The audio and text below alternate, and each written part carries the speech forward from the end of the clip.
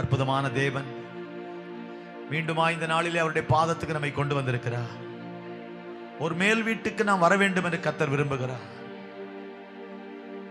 ஒரு மேல் வீட்டுக்கு வர வேண்டும்.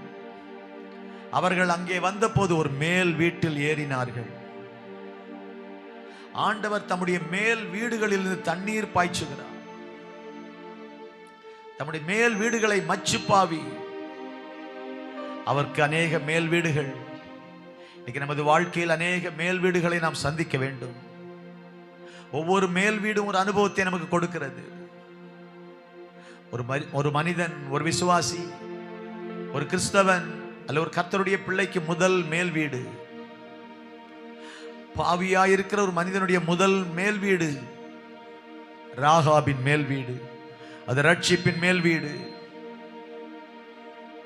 விசுவாசியாய் மாறினாளே, அழிவுக்கு நீங்களாக்கப்பட்டாளே, விசுவாசத்தினாலே சேதமாகாதிருந்தாள் என்று வாசிக்கிறோமே. பாவத்திலிருந்து விடுதலை பெற்று ஒரு பரிசுத்த வாழ்க்கை வாழ ரட்சிப்பு என்கிற முதல் மேல் வீட்டுக்குள் நம்ம எல்லாரும் வர வேண்டும். கர்த்தருக்குள் பூரிப்பாய் மகிழுகிறேன். என் ரட்சிப்பின் தேவனுக்குள் என் ஆத்துமா களி கூறுகிறது. மணவாளன் ஆபரணங்களால் தன்னை சிங்காரித்துக் கொள்கிறதற்கும் மணவாட்டி நகைகளினால் தன்னை அலங்கரித்துக் கொள்கிற ஒப்பாக அவர் எனக்கு ரட்சிப்பின் வஸ்திரங்களை உடுத்தினார். ஒரு மனிதனுக்கு தேவன் கொடுக்கிற முதல் வஸ்திரம் ரட்சிப்பின் வஸ்திரம். ரட்சிப்பின் மேல் வீடு, முதல் மேல் வீடு. ரட்சிக்கப்படாத மக்கள் எல்லாம் ரட்சிக்கப்பட வேண்டும் என்றுதான் நாம் பிரயாசப்படுகிறோம். ரட்சிக்கப்படாத மக்கள் நரகத்துக்கு தான் போவார்கள். அது யாராயிருந்தாலும் சரி. இயேசு கிறிஸ்துவை சொந்த இரட்சகராய் ஏற்றுக்கொள்ளாதவர்கள், நானே வழியும் சத்தியமும் ஜீவனுமாய் இருக்கிறேன் என்ற இயேசுவை ஏற்றுக்கொள்ளாதவர்கள், 100க்கு 100 இயேசு கிறிஸ்துவை ஏற்றுக்கொள்ளாதவர்கள், இயேசுவுக்கு தங்கள் வாழ்க்கை அர்ப்பணிக்காதவர்கள், எம்மதமும் சம்மதம் என்று வாழ்கிறவர்கள், எல்லாம் எனக்கு ஒன்றுதான் என்று வாழ்கிறவர்கள் நிச்சயமாய் பரலோகம் போக முடியாது. பரலோகம் போக ஒரு வழி இருக்கிறது என்று பலர் சொன்னார்கள். கடவுளை அடைய ஒரு வழி இருக்கிறது என்று பலர் சொன்னார்கள். ஆனால் இயேசு மட்டும்தான் நானே வழி என்று சொன்னார். நானே வழி என்று சொன்னார். நானே வழி, நானே வழியும் சத்தியமும் ஜீவனுமாயிருக்கிறேன். என்னாலே அன்றி ஒருவனும் பிதாவினிடத்தில் வரான். இந்த வெளிப்பாடு எல்லாருக்கும் வர வேண்டும். இந்த வெளிப்பாடு வர வேண்டும். ஆண்டவர் நல்லவர். நேற்றைய தின ஆராதனையில, காலை மாலை நடந்த ஆராதனையில சுமார் 20 பேர் புதிய நபர்கள் வந்திருந்தார்கள். நல்ல கரங்களை தட்டி அவங்க எல்லாம் ரட்சிக்கப்படணும். அவங்க எல்லாம் மனம் திரும்பணும். எல்லாம் ரட்சிக்கப்படணும், மனம் திரும்பணும். ரட்சிப்பின் வீடாய் அவர்கள் வீடு மாறணும். ரட்சிப்பின் வீடாய் அவர்கள் வீடு மாறணும். ரட்சிப்பின் வீடாய் அவர்கள் வீடு மாறணும். ரட்சிப்பின் வீடாய் அவர்கள் வீடு மாறணும். ரஹா லமா ரிகா லமா ரிபா லதா ரபா ரிபா லக்கா தூர பௌலமா ரிபா லமா தியா நமா ஷியா லஹந்தரபோ. ரட்சிப்பின் வீடு. மதுராந்தகத்தில் இருக்கிற எல்லா வீடுகளும் ரட்சிப்பின் வீடாய் மாறணும். கையை உயர்த்தி ஜெபம் பண்ணுவோம். ஒரு சுற்றி ஜெபம் பண்ணுங்க. மதுராந்தகத்தில் இருக்கிற எல்லா வீடுகள், எங்கள் தாலுகாவில் இருக்கிற எல்லா வீடுகள், 196 கிராமங்களில் இருக்கிற வீடுகள், எங்க கிராமத்தில் இருக்கிற வீடுகள், எங்க தெருவில் இருக்கிற வீடுகள், எங்க வீடுகளில் இருக்கிற சொந்தக்காரர்கள் எல்லாரும் ஆண்டவரே, எல்லாருடைய வாழ்க்கையும் ரட்சிப்பின் வாசலாய், ரட்சிப்பின் வீடாய் மாற வேண்டும். ரட்சிப்பின் வீடாய் மாற வேண்டும். ராகாபின் வீடு ரட்சிப்பின் வீடாய் மாறிற்று. ஒரு நாள் அது வேசியின் வீடு, ஆனால் அது ஒரு ரட்சிப்பின் வீடாய் மாறிற்று. அது ஒரு மேல் வீடு. ஒரு விசுவாசியின் வாழ்க்கையில, கர்த்தருடைய பிள்ளை, ஒரு மனிதன் முதலாவது ஆரம்பிக்கிற முதல் மேல் வீடு ரட்சிப்பு என்கிற மேல் வீடு. ரட்சிப்பு என்கிற மேல் வீடு. ரட்சிப்பு என்கிற மேல் வீடு. பரிசுத்த ஆவியானவரே, இந்த ரட்சிப்பு என்கிற மேல் வீட்டுக்குள்ள எல்லாரும் வரணும் ஆண்டவரே. எங்க வீட்டுக்குள்ள அநேகர் வந்து ரட்சிக்கப்படணும். மற்றவர்களை ரட்சிப்புகள் நடத்துகிற வீடா எங்க வீடு இருக்க வேண்டும். மற்றவர்களை ரட்சிப்புகள் நடத்துகிற வீடா எங்கள் வீடு இருக்க வேண்டும். நாங்கள் ரட்சிக்கப்பட்டவர்களாய் இருக்க வேண்டும். முதலாவது நாங்கள் ரட்சிக்கப்பட்டவர்களாய் இருக்க வேண்டும். இரண்டாவது எங்க வீட்டுக்குள்ள வருகிறவர்கள் ரட்சிக்கப்பட்டவர்களாய் மாற வேண்டும். எங்கள் வாழ்க்கை மற்றவர்களை ரட்சிப்புகள் நடத்த வேண்டும். ஆண்டவர் கிருபை தருவீராக. ரட்சிப்பின் மேல் வீடு. ரட்சிப்பின் மேல் வீடு. அப்பா, சாமுவேலின் மேல் வீடு, ஆயத்தம் என்னும் மேல் வீடு. ஒவ்வொரு நாளும் காலையில எழுந்து கர்த்தரை சந்திக்க நாம் ஆயத்தப்பட வேண்டும். அதிகாலையிலேயே கர்த்தரை சந்திக்க நாம் ஆயத்தப்பட வேண்டும். அதிகாலையிலேயே ஆண்டவரை சந்திக்க நாம் ஆயத்தப்பட வேண்டும். ராதா லமா ரிகா லபா ரூபா லமா தியா நமா ஷாங்கா லமா ரஹந்த நமோ ரிபா லபா தியா நமோ ஷாகா ரபா. ஆவியானவரே, ஆவியானவரே, ஆவியானவரே, ஆவியானவரே, ஆவியானவரே, ஆவியானவரே, ஆவியானவரே, ஆவியானவரே, அசைவாடுகிற ஆவியானவரே, உதவி செய்கிற ஆவியானவரே, பலன் தருகிற ஆவியானவரே, தேவைகளை சந்திக்கிற ஆவியானவரே. ஆயத்தம், ஆயத்தம். பல வேளைகளில் நாம் ஆயத்தப்படுவதில்லை. கர்த்தரை சந்திக்க நாம் ஆயத்தப்பட வேண்டும். அந்த நாளை துவங்குவதற்கு ஆயத்தப்பட வேண்டும். வேலைக்கு போவதற்கு கர்த்தர் பாதத்தில் அமர்ந்து ஆயத்தப்பட வேண்டும். ஒரு வேலையை செய்வதற்கு ஜெபத்தில் ஆயத்தப்பட வேண்டும். நான் நாளைய தினம் உன்னை அனுப்பி விடும்படிக்கு நீ ஆயத்தப்படு என்று சாமுவேல் சவுலை பார்த்து சொன்னாரே. நான் உன்னை அனுப்ப போறேன், ஆனால் நீ வந்தது போல திரும்பி போக மாட்டாய். நீ வந்தது போல போவதில்லை, உன்னை வித்தியாசமாய் அனுப்ப போகிறேன். அதற்காக நீ ஆயத்தப்படு. Get ready. சவுலே ஆயத்தமாகு. இன்றைக்கு ஆண்டவர் நம்மை பார்த்து சொல்லுகிறார், ஆயத்தமாகு மகளே, நீ ஆயத்தமாகு. என் பாதத்தில் அமர்ந்து ஆயத்தமாகு. உனக்கு நான் பெரிய காரியங்களை செய்ய போகிறேன். உனக்கு அற்புதங்களை செய்ய போகிறேன். உன்னோடு பேச போகிறேன். உனக்கு புதிய காரியங்களை வெளிப்படுத்த போகிறேன். அதற்கு நீ என் சமூகத்தில் இருந்து ஆயத்தமாகு. என் சமூகத்தில் இருந்து ஆயத்தமாகு. என் சமூகத்தில் இருந்து ஆயத்தமாகு. தாவீதின் மேல் வீடு நொறுக்குதலின் மேல் வீடு. It's an upper room of brokenness. நொறுக்கப்படுதலின் மேல் வீடு தாவீதின் மேல் வீடு. ஆண்டவரே, எங்க வாழ்க்கையில சில வேளைகள் எங்களை நொறுக்குறீங்கப்பா.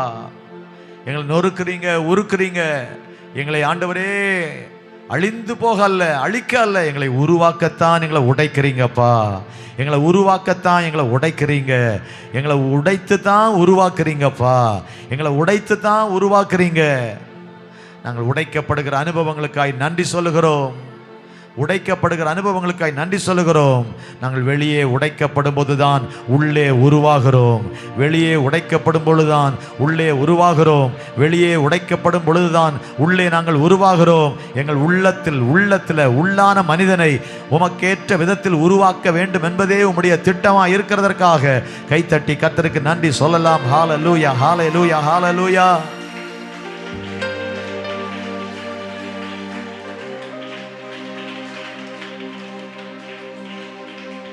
Thank you Lord. அற்புதமானவரே, அற்புதமானவரே, அற்புதமானவரே, அதிசயமானவரே. நல்ல கரங்களை உயர்த்தி, நல்ல கைகளை உயர்த்தி, நல்ல கரங்களை உயர்த்தி, நல்ல கைகளை உயர்த்தி. ஆண்டவரே, ஆண்டவர் வெளியில நம்மளை உடைச்சி உள்ள உருவாக்குறார்.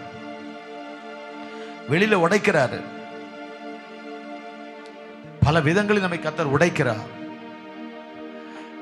நம்ம உடைக்கப்படும் போது சரீரம் பாதிக்கப்படுது. சில வேளை ஒரு வியாதி, ஒரு போராட்டம், அது பல விதத்தில் வரலாம். எலும்புகள் முறிக்கப்படுகிறது. அறுவை சிகிச்சைக்கு போகிறோம், ஆபரேஷன் நடக்கிறது. பலவித மருத்துவ சிகிச்சைகளுக்குள்ளாகிறோம். நம்முடைய ஆரோக்கியம் பலவேளை கெட்டு போகிறது. ஆண்டவர் கைவிட்டு விட்டார் நினைக்கிறோம். கர்த்தர் உடைக்கிறார். உடைத்து தான் உருவாக்குகிறார். உடைத்து தான் கர்த்தர் உருவாக்குகிறார்.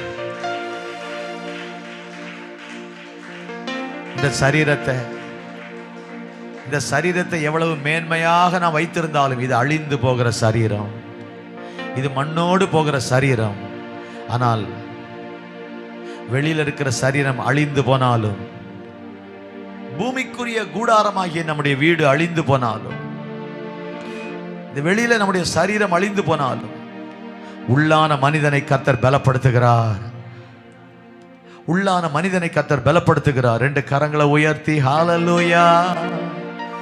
உள்ளார்ந்த மனுஷன் நாளுக்கு நாள் புதிதாக்கப்படுகின்ற நேரம் இது. என் உள்ளத்துல ஒரு மாற்றம் வரணும். என் உள்ளான மனிதன் மாறணும். என் உள்ளான மனுஷன் மாறணும். வெளியில நம்ம சொன்னாலும் சொல்லாட்டாலும் நம்முடைய வெளி தோற்றம் மாறிக்கொண்டே இருக்கும். 10 வயசுல இருந்தது போல 20 வயசுல இருக்காது. ரொம்ப பெட்டரா தெரியும். 20ல இருந்ததை விட 30 இன்னும் நல்லா இருக்கிற மாதிரி தெரியும். ரொம்ப நல்லா இருக்குன்னு நினைக்கும் போதே 40 ஆயிடும். 40 ஆயிடுச்சே நினைக்கிறதுக்குள்ள திரும்ப 50 ஆயிடும். அங்க இங்க சரீரத்துல சுருக்கங்கள் தெரியும், அழகு குறையும், நிறம் மாறும், பலன் குறையும். 50 இப்படி இருக்கிறது நினைக்கும் போது இன்னும் நிலைமை மோசமாகி 60 ஆகும். வேகம் குறையும், நடைபயணம் குறையும். எதையெல்லாம் வேகமாக செய்தோமோ, நம்முடைய வேலைகள், நம்முடைய குடும்ப காரியங்கள், எதையெல்லாம் செய்தோமோ எல்லாம் நின்று போய்விடும். 60 ஆகும்போது 70 ஆகும், இன்னும் குறையும். இது சரீரத்தில் வருகிற மாற்றம். இது வந்து கொண்டுதான் இருக்கும். ஆனால் இது வந்து கொண்டே இருக்கும், தானாகவே வரும், வயதாக வயதாக வரும். ஆனால் உள்ளான மனுஷன் தானாக மாற்றம் அடைவதில்லை. அதை ஆண்டவர் தான் தர முடியும், வசனம் தான் தர முடியும், ஜெபம் தான் தர முடியும். கர்த்தருடைய பாதத்துக்கு வந்து நீங்கள் உடைக்கப்படும் பொழுதுதான், நீங்கள் உடைக்கப்படும் பொழுதுதான் கர்த்தர் உள்ளத்தை நம்ம உருவாக்குகிறார். 2 கரங்களை உயர்த்தி என்ன உருவாக்குங்கப்பா.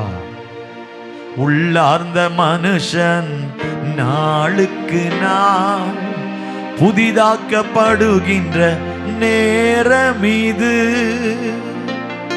எல்லாரும் எழுந்து நின்று இந்த பாடல பாடலாமா?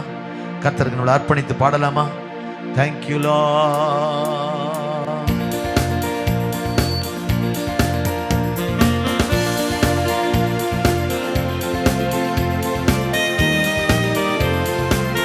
நல்ல சந்தோஷமா பாடலாமா?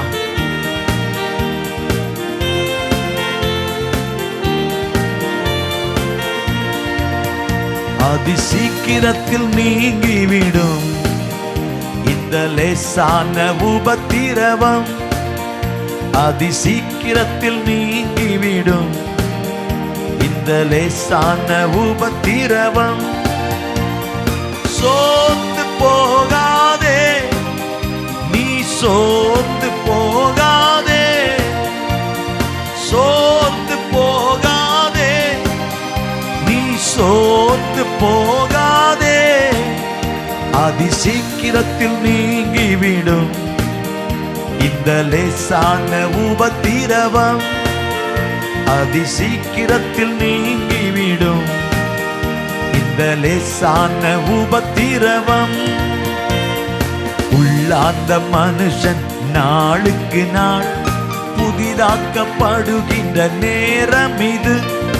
உள்ளார்ந்த மனுஷன் நாளுக்கு நாள் புதிதாக்கப்படுகின்ற நேரம் இது.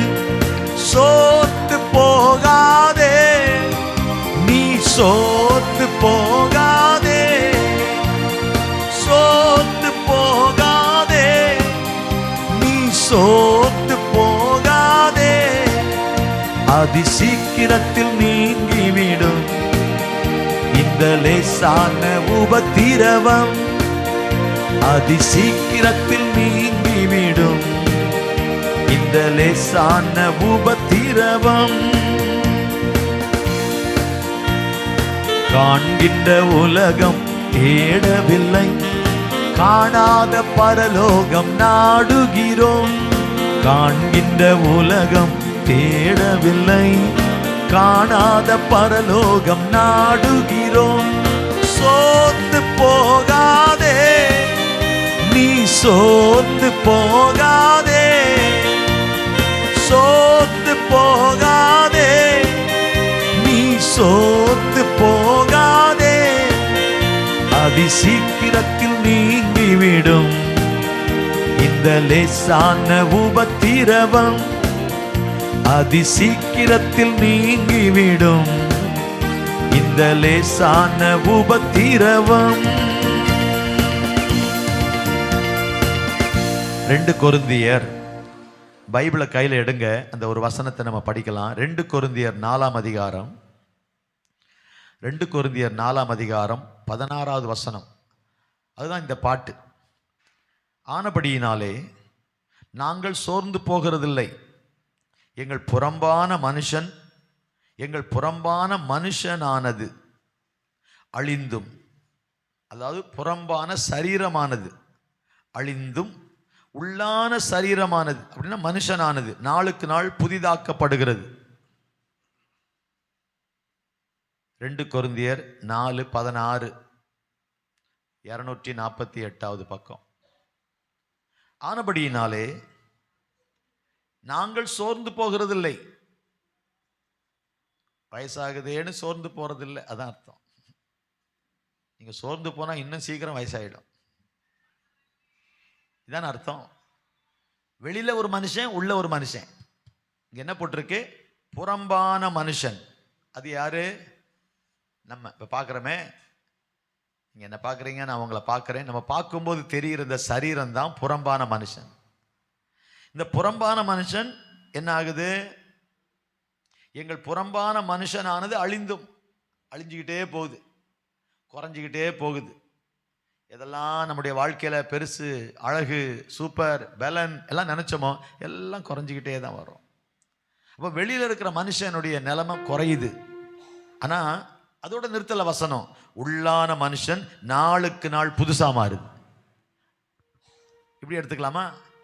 வெளியில வயசு அதிகமாகுது, உள்ள வயசு குறைஞ்சிக்கிட்டே வருது. இல்ல, அதான் அர்த்தம். ஒரு 50 வயசு ஆளு 40, 30, 20ன்னு குறைஞ்சிக்கிட்டு வந்தா எப்படி இருக்கும்? அதுக்கு நமக்கு வாய்ப்பு இல்லை, சரீரத்தில் வாய்ப்பு இல்லை. இந்த புறம்பான மனுஷனுக்கு அப்படி வாய்ப்பு இல்லை. 60 வயசு ஆனவங்க 50 வயசு 40 வயசுன்னு வார வாய்ப்பு இல்லை. ஆனால் உள்ளான மனுஷன் 60, 50, 40, 30, 20ன்னு குறைஞ்சா ஒரு இளமைக்கு வருவது போல உள்ளான மனுஷன் புதிதாக்கப்படுகிறான்னு போட்டிருக்கு. இந்த சரீரத்தை வச்சு நம்ம வாழல, இந்த சரீரத்துக்காக வாழல, புறம்பான மனுஷனுக்காக வாழல. அப்போ சொல்றாரு பவுல், வெளியில இருக்கிற சரீரம் அப்படியே அழிஞ்சு போயிட்டே இருக்கு. முடியலைங்க, நடக்க முடியலைங்க, முன்னால மாதிரி சாப்பிட முடியலைங்க, அப்படியே ராத்திரி தூக்கம் வரலைங்க, இதெல்லாம் கஷ்டப்படுறோம், சரீரத்தில் ரொம்ப கஷ்டப்படுறோம். ஆனால் உள்ள மனுஷன் ஃப்ரெஷ்ஷாக இருக்கலாம், உள்ளான மனிதன் பலனாக இருக்கலாம். நம்ம கவனிக்க வேண்டியது உள்ளான மனுஷன். இந்த உள்ளான மனுஷன் நாளுக்கு நாள் புதுசாக மாறிக்கிட்டே இருக்கிறான்னு போட்டிருக்கு. அதுதான் நம்ம வாழ்க்கை நடக்க வேண்டிய ஒன்று. அப்போ ஆண்டவர் அதில் தான் கவனம் செலுத்த சொல்கிறாரு. உள்ளான மனுஷன் எப்படி இருக்கிறான்? கேரக்டர் மாறுதா? கொஞ்சம் கொஞ்சமாக அந்த உள்ளான மனுஷன் அவன் வயசான மாதிரி இருக்கான? இல்லை, புதிதாக்கப்படுகிறான். அப்போ உள்ளான மனுஷனுக்கு வயசு குறைஞ்சிக்கிட்டு வருது, வெளியில் இருக்கிற மனுஷனுக்கு வயசாகிட்டே போகுது. இது அழிந்து போகிறது, அது உருவாக்கப்படுகிறது. ஒரு 2 மனுஷன் இருக்கிறான், ஒன்று வெளியான மனுஷன், இன்னொன்று உள்ளான மனுஷன். உள்ளான மனுஷன் என்பது அந்த குணங்கள், சுவாபங்கள், அதான் உண்மையான மனுஷன். ஒரு ஆள் என்ன அழகாக ட்ரெஸ் பண்ணி சூப்பராக போனாலும் அதை வச்சா அவர் நல்லவருங்கிறாங்க. பேசுகிற பேச்சை வச்சு, நடக்கிற நடக்கையை வச்சு. இல்லை, ஒருத்தர் நடந்துக்கிற விதங்கிறது எதை வச்சு? அந்த ஆளுடைய நடவடிக்கையே சரியில்லைங்கிற எதை வச்சு? ரோட்டில் நடக்கிறத வச்சா? இல்லைங்க, வாழ்க்கையில் வாழ்கிற விதம். எப்படி வாழ்வார் ஒரு ஆள்? அவர் குணம் எப்படி இருக்கோ அப்படி தான் வாழ்வார். அப்படியே நேராக கால் எங்கே போகுது? நேராக டாஸ்மாக் போகுது. குணம் அடிமையாயிட்டு. அப்போ அதை வச்சு தான் ஒரு மனுஷன் வாழ்கிறான். குணம் எப்படியோ அதனால தான் கேரக்டரை கவனிங்கன்னு சொல்லுவாங்க. Watch your thoughts. உன்னுடைய எண்ணங்களை கவனி. அது என்ன ஆகின்றன? வார்த்தைகளாகின்றன. எண்ணங்கள் வார்த்தைகள். Watch your thoughts for they become your words, and watch your words, that becomes your action. வார்த்தை என்ன ஆகும்? அடிச்சிருவேன் அப்படின்னு சொல்கிறேன் பாருங்க, அடிக்கிறான். அந்த எண்ணம் இல்லை, அந்த வார்த்தை செயலாக மாறுது. எண்ணம் வார்த்தையாகிறது, வார்த்தை செயலாகிறது. செயல்களை கவனி, எண்ணங்களை கவனி, அது என்னவாகிறது? வார்த்தையாகிறது. வார்த்தையை கவனி, அது என்ன ஆகிறது? செயலாகிறது. செயலை கவனி, என்ன ஆகிறது? அது உன்னுடைய சுவாபமாகிறது. இப்படியே ஒரு ஆள் பண்ணிக்கிட்டு இருந்தா ஐயோ மோசமான ஆளுங்க சொல்லிடுவாங்க. அது உன்னுடைய என்ன ஆகுது? சுவாபமாகிறது. சுவாபத்தை கவனி, அது உன் முடிவை நிர்ணயிக்கிறது. Watch your thoughts, for they become your words, and watch your words, for they become your action, and watch your action, that becomes your character, and watch your character, that becomes your destiny. நல்லா கவனிக்கணும். அப்போ இதெல்லாம் உள்ளான மனுஷனை வச்சு.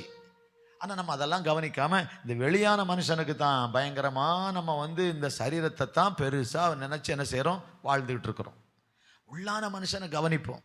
கரங்களை உயர்த்தி, வலது கையை உயர்த்தி, ஆவியானவரே அப்படியே பைபிளை கீழே வச்சுட்டு கரங்களை உயர்த்தி,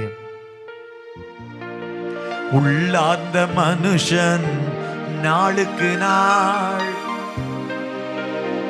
புதிதாக மாறணுமே. அப்படி கேளுங்க, ஆண்டவர்கிட்ட கேளுங்க. உள்ளார்ந்த மனுஷன் நாளுக்கு நாள் புதிய சிருஷ்டியாய் மாறணுமே. கேளுங்க ஆண்டவர்கிட்ட.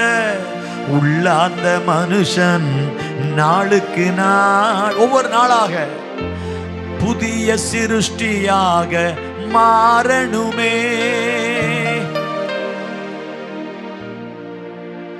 என்ன மாற்றுங்கப்பா, என்ன மறுரூபமாக்குங்கப்பா. ஜபத்துக்கு வந்துகிட்டே இருங்க, ஜபத்துக்கு வந்துகிட்டே இருங்க. உங்களுக்கே தெரியாம ஒரு மாற்றம் உங்க வாழ்க்கையில வந்துடும். ஒரு மாற்றம் உங்க வாழ்க்கையில வந்துடும். உங்க வாழ்க்கையில ஒரு மாற்றம் வந்துடும். அந்த மாற்றத்தை கர்த்தர் தருவார். வசனத்தை கேட்க கேட்க கேட்க ஒரு மாற்றத்தை கர்த்தர் தருவார். You will see a change in your life. உங்க வாழ்க்கையில மாற்றத்தை பார்ப்பீர்கள். ஆன்லைன்ல பார்க்கிற கர்த்தருடைய பிள்ளைகளே, வசனத்தை கேட்டுக்கொண்டே இருங்கள், வசனத்தை படித்துக்கொண்டே இருங்கள், ஜெபம் பண்ணிக்கொண்டே இருங்கள், சபைக்கு போய்க்கொண்டே இருங்கள், நிறுத்தி விடாதிருங்கள். அது உங்க வாழ்க்கையில பெரிய மாற்றத்தை கொண்டு வரும். அது ஒரு பெரிய மாற்றத்தை கொண்டு வரும். You will see a great change in your life.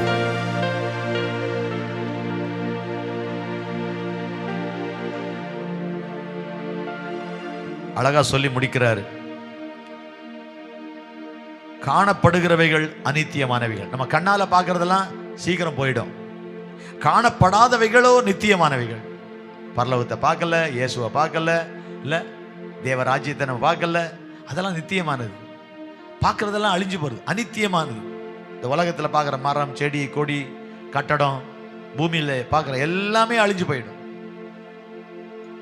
ரொம்ப உலகம் ஒரு பயங்கரமான நெருக்கத்தில் இருக்கு. அடுத்து 128 நாடுகளுக்கு என்ன நடக்கும்னு ஒரு நியூஸ் போடுறாங்க. 128 நாடுக்கு என்ன நடக்கும்? வர்ற வியாழக்கிழமை அதை கேட்பீங்க. பயங்கரமான ஒரு 3ஆம் உலக மகா யுத்தம் வெடிச்சிருமோன்னு இருக்கு. 3ஆம் உலக மகா யுத்தம் வெடிச்சிருமோ? கர்த்தருக்கு ஸ்தோத்திரம். வந்துருமோ? 1ஆம் உலக மகா யுத்தம் நடந்த பிறகு 2வது ஒரு உலக மகா யுத்தம் வரக்கூடாதுன்னு சொல்லி ஒரு ஐக்கிய நாட்டு சபைகள் ஏற்படுத்தினாங்க. UNO, United Nations organisations. ஆனால் அது தவிர்த்து, அது தாண்டி 2ஆம் உலக மகா யுத்தம் வந்துச்சு. 2ஆம் உலக மகா யுத்தம் வந்த பிறகு இனி 3ஆம் உலக மகா யுத்தம் நடக்கக்கூடாது என்பதற்கு நாடுகளை கட்டுப்படுத்துக்கு ஒரு தலைமை பீடம் இருக்கு, UN. யோசிச்சு பாருங்க. அதையும் தாண்டி வரதான் போகுது. எல்லாருமே பயங்கரமாய் அணு ஆயுதங்களை வச்சுக்கிட்டு இருக்காங்க. நீ போட்டா நான் போடுவேன், உனக்கு முன்னால நான் போட்டுருவேன் அப்படின்னு நிறைய போயிட்டு இருக்கு. இதெல்லாம் வரக்கூடிய வியாழக்கிழமை கேட்க போறோம். புதிய நபர்களை கூட்டிட்டு வாங்க. 2ஆம் வருகை எவ்வளவு சீக்கிரம் என்பதை அட்லீஸ்ட் மாலையிலேயாவது புது ஆட்டில் வர சொல்லுங்க. காலையில் ஃபுல்லாக விசுவாசிங்க இருங்க. நல்ல பாட்டு, ஆராதனை, கர்த்தருடைய வார்த்தை. காலையில் 10 மணிலேருந்து சாயந்தரம் 5 மணி வரைக்கும் இதெல்லாம் நம்ம எல்லாம் கேட்போம். நல்ல பாட்டு வார்த்தை, வர்ஷிப் அண்ட் வேர்டு. ஆனால் 6 மணிலேருந்து 8 மணி வரைக்கும், அந்த 5:30லேருந்து 6 8 வரைக்கும் பாஸ்டர் ஜெகன் 2ஆம் வருகைக்கு எவ்வளவு அடையாளம், எவ்வளோ முக்கியமான கட்டத்தில் நம்ம இருக்கிறோம் என்பதை கேட்க புது ஆட்களெல்லாம் கூட்டிகிட்டு வாங்க. வந்து கேட்கணும், என்ன நடக்குதுன்னு கேட்கணும். அவங்க அதை பார்க்கணும். அந்த ஈவினிங் சர்வீஸுக்கு கூட்டிகிட்டு வாங்க. பகல் ஜபத்துக்கு நீங்கள் வந்துடுங்க. கண்டிப்பாக வர சொல்லுங்கள். கண்டிப்பாக ஆட்கள் கேட்கணும். அவ்வளோ அவசியமான காரியம். உங்கள் பிள்ளைகளை வர சொல்லுங்கள். எல்லாரும் கேட்கணும். மாலையில் எக்ஸாம் இருந்தால் கூட சாயந்தரம் எல்லாம் முடிஞ்சிடும். After 5 o'clock please bring your family. குடும்பத்தை கண்டிப்பாக கட்டாயப்படுத்தி வர சொல்லுங்கள் சாயந்தரம். 2ஆம் வருகை எவ்வளவு சீக்கிரத்தில் நடக்கும் என்பதற்கான அடையாளங்கள் இன்றைக்கு ஏராளம். நம்ம ஜபம் பண்ணி ஆயத்தமாகிறோம். ஆண்டவரே சொன்னார், ஆகையால் இனி சம்பவிக்க போகிற இவைகளுக்கெல்லாம் நீங்கள் தப்பி. அழகா இருக்கு. லூக்கா 21:38. ஆகையால் இனி சம்பவிக்க போகிற இவைகளுக்கெல்லாம் நீங்கள் தப்பி மனுஷகுமாரனுக்கு முன்பாக நிற்க பாத்திரவான்களாக எண்ணப்படுவதற்கு எப்பொழுதும் ஜபம் பண்ணி விழித்திருங்கள். ஏன் ஜபம்? ஜபம் ஜபம் ஜபம் ஜபம் நம்மை ஆயத்தப்படுத்தும். கைவேத்தூர் அலையில சொல்லாமா? ஜபம் நம்மை ஆயத்தப்படுத்தும். நாம் ஜெபிக்க ஜெபிக்க ஜெபிக்க we are prepared, we will be prepared. நாம் ஆயத்தமாவோம். 2 கரங்களை உயர்த்தி இந்த மேல் வீட்டின் அனுபவங்களை கற்றுக்கொள்ளுகிற நாங்கள் இந்த மேல் வீட்டுக்கு வரணும். ஆண்டவரே, மேல் வீட்டில் ஆண்டவர் கற்றுக் கொடுக்கிற சத்தியங்களுக்காக ஸ்தோத்திரம். ஆன்லைன்ல இன்னைக்கு பார்த்து கொண்டிருக்கிற கர்த்தருடைய பிள்ளைகளை ஆசீர்வதி. உங்க கிருபை, உங்க பிரசன்னம், உடைய பாதுகாப்பு யாவர் மேலும் இருப்பதாக, யாவர் மேலும் இருப்பதாக. வல்லமுள்ள கரங்களை கொடுக்கிறோம். உடைய நாமத்தை மகிமைப்படுத்தும். உமக்கே மகிமை உண்டாவதாக. தொடர்ந்து எங்களோடு கூட பேசும். உடைய கரங்களை உயர்த்தி வரக்கூடிய வியாழன் காலை 8 மணி முதல் இரவு 8 வரை நடக்கிற அந்த ஒரு நாள் துதி ஆராதனை 12 மணி நேரம் நான் ஸ்டாப் பிரைஸ் அண்ட் வர்ஷிப், பிரைஸ்-a-thon, நான் ஸ்டாப் பிரைஸ்-a-thon வர்ஷிப், தொடர் துதி ஆராதனை. ஆண்டவரே உமக்கு ஸ்தோத்திரம். கொண்டு வாங்கப்பா, கையை ஒரு சுற்றி ஊழியர்களை கொண்டு வாங்க, விசுவாசிகளை கொண்டு வாங்க ஆண்டவரே, கர்த்தருடைய பிள்ளைகளை கொண்டு வாங்க ஆண்டவர். இந்த நாட்களில் நாங்கள் வீடுகளில் போய் சொல்லி ஆட்களுக்கு சொல்லிட்டு இருக்கிறோமே, கொண்டு வாங்க பிள்ளைகளை, கொண்டு வாங்க பெரியவங்களை, கொண்டு வாங்க வாலிபர்களை, கொண்டு வாங்க மாணவர்களை, கொண்டு வாங்க புதிய நபர்களை, கொண்டு வாங்க. ஒரு பெரிய அசைவு வருவதாக, ஒரு பெரிய அசைவு வருவதாக, ஒரு மாற்றம் வருவதாக. எப்பொழுதும் ஜெபம் பண்ணி விழித்திருங்கள். கிருபை தாரும், நீர் மகிமைப்படும். இன்றைக்கும் செய்கிற வீடு சந்திப்பு ஊழியங்களை ஆசீர்வதி இயேசுவின் நாமத்தில் வேண்டுகிறோம் பிதாவே. நல்லா சொல்லுங்களேன், ஆமென் ஆமென். உட்காரலாம்.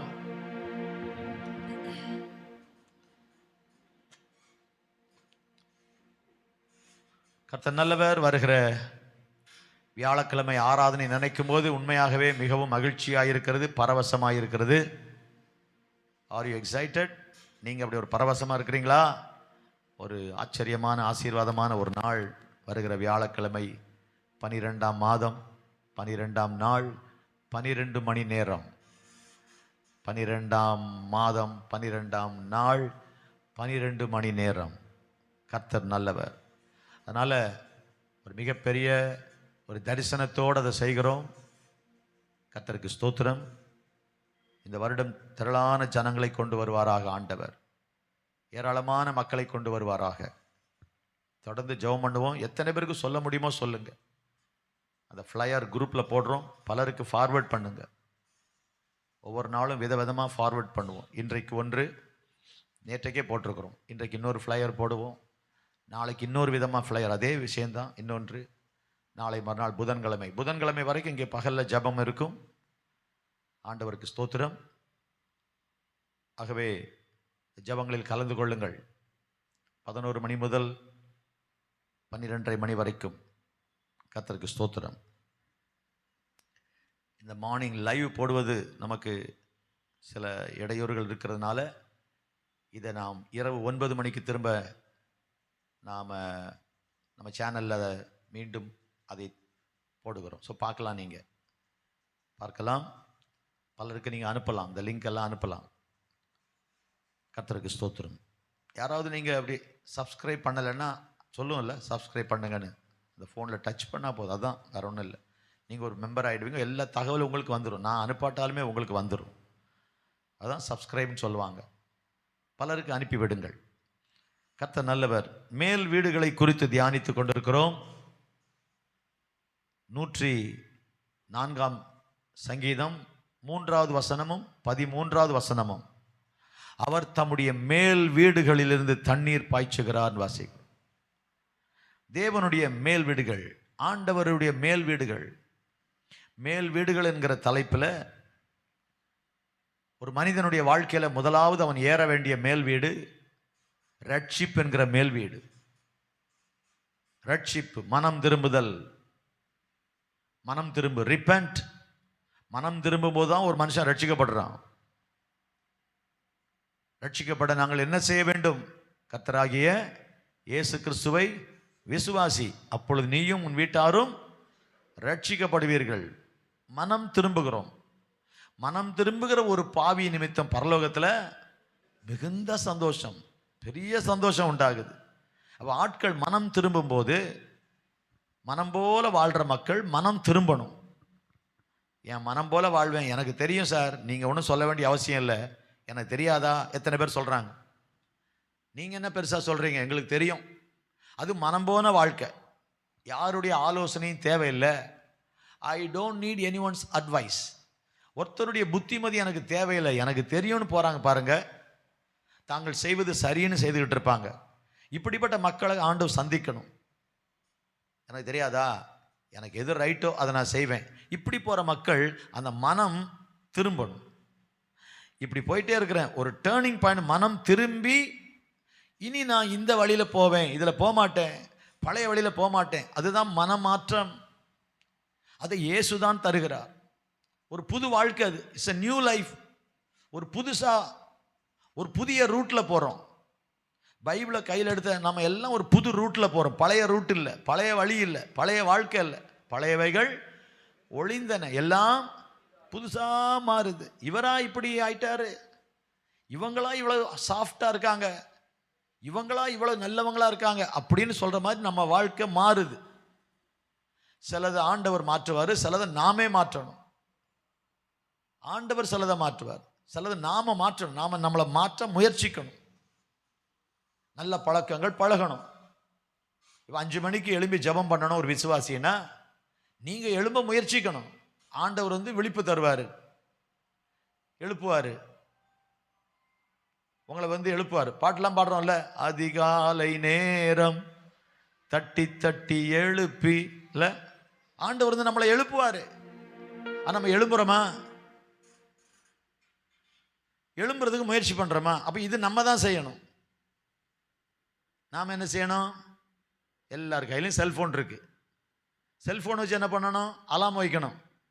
எத்தனை மணிக்கு எழும்புறதுக்கு? 5 மணிக்கு ஜெபம் பண்ணணும். அப்போ 4:45. 4:45 ரொம்ப ஏர்லி பாஸ்டர். சரி, ஒரு 4:50. அதில் ஒரு 5 நிமிஷம் தூங்கலாமான்னு நினைக்கிற குரூப்லாம் இருக்காங்க பாருங்க. இன்னும் ஒரு 5 நிமிஷம் தூங்கிட்டா நல்லா இருக்கும்ட்டு அது 5 மணி நேரம் தூங்கிடும். அப்படி பார்த்துருக்கீங்களா? 5 நிமிஷம் முன்னால் எழுத முடியாது. அப்படி பார்த்துட்டு இன்னும் 10 நிமிஷம் இருக்கு, ஓகே படுப்போம். 10 நிமிஷம் தான் இருக்கு, அதுக்குள்ளே நீ எழும்பணும், ரெடி ஆகணும். அதுதான் 10 மணி நேரம் இருக்கிற மாதிரி ஆட்கள். 10 நிமிஷம்னு போங்க, அது 1.5 மணி நேரம் 2 மணி நேரம் போயிடும். அது ஒரு ஐயோ இப்படி தூங்கி தொலைச்சிட்டேனேன்னு பிறகு வருத்தப்படும். அந்த நாள் ஃபுல்லாக மனசாட்சி குத்திக்கிட்டே இருக்கும். அப்போ இது நான் செய்யணும். அவர் எழுப்புவார். சொல்லுவாங்கள்ல, ஆண்டவர் காட்டுவார், ஊட்ட மாட்டார் சொல்லுவாங்க. வேலையை காட்டுவார், நீ போய் வேலை செய்யணும். அவரே வேலை செய்வாரா? அற்புதம் நான் செய்கிறேன், ஆனால் கல்லை நீ என்ன செய்ய? கல்லை புரட்டு. நீ செய்ய வேண்டியது நீ செய், நான் செய்ய வேண்டியது நான் செய்கிறேன். அன்பான ஆண்டவருடைய பிள்ளைகளே, அப்போ ஆண்டவர் சிலதை அவர் செய்வார், அவர் மன்னிப்பார், நம்மளை ரட்சிப்பார். பழைய பாவத்தை மன்னிச்சு ஒரு போர்டில் ஏகப்பட்டது எழுதி டஸ்டர் வச்சு அழிச்சவன டக்குன்னு போயிருந்து பாருங்க, அது மாதிரி மன்னிச்சிருவார். ஆனால் அதுக்கு மேலே அவர் எனக்கு தர்ற ட்ரெஸ்ஸை, ரட்சிப்புங்கிற புது வாழ்க்கையை கரைபடாமல் நான் தான் காத்துக்கொள்ளணும். ரட்சிப்பு நிறைவேற பிரயாசப்படுங்கள். இது நான் செய்ய வேண்டியது, இது நான் செய்ய வேண்டியது. அப்போ அவர் செய்ய வேண்டியது இருக்கு, நான் செய்ய வேண்டியது இருக்குது.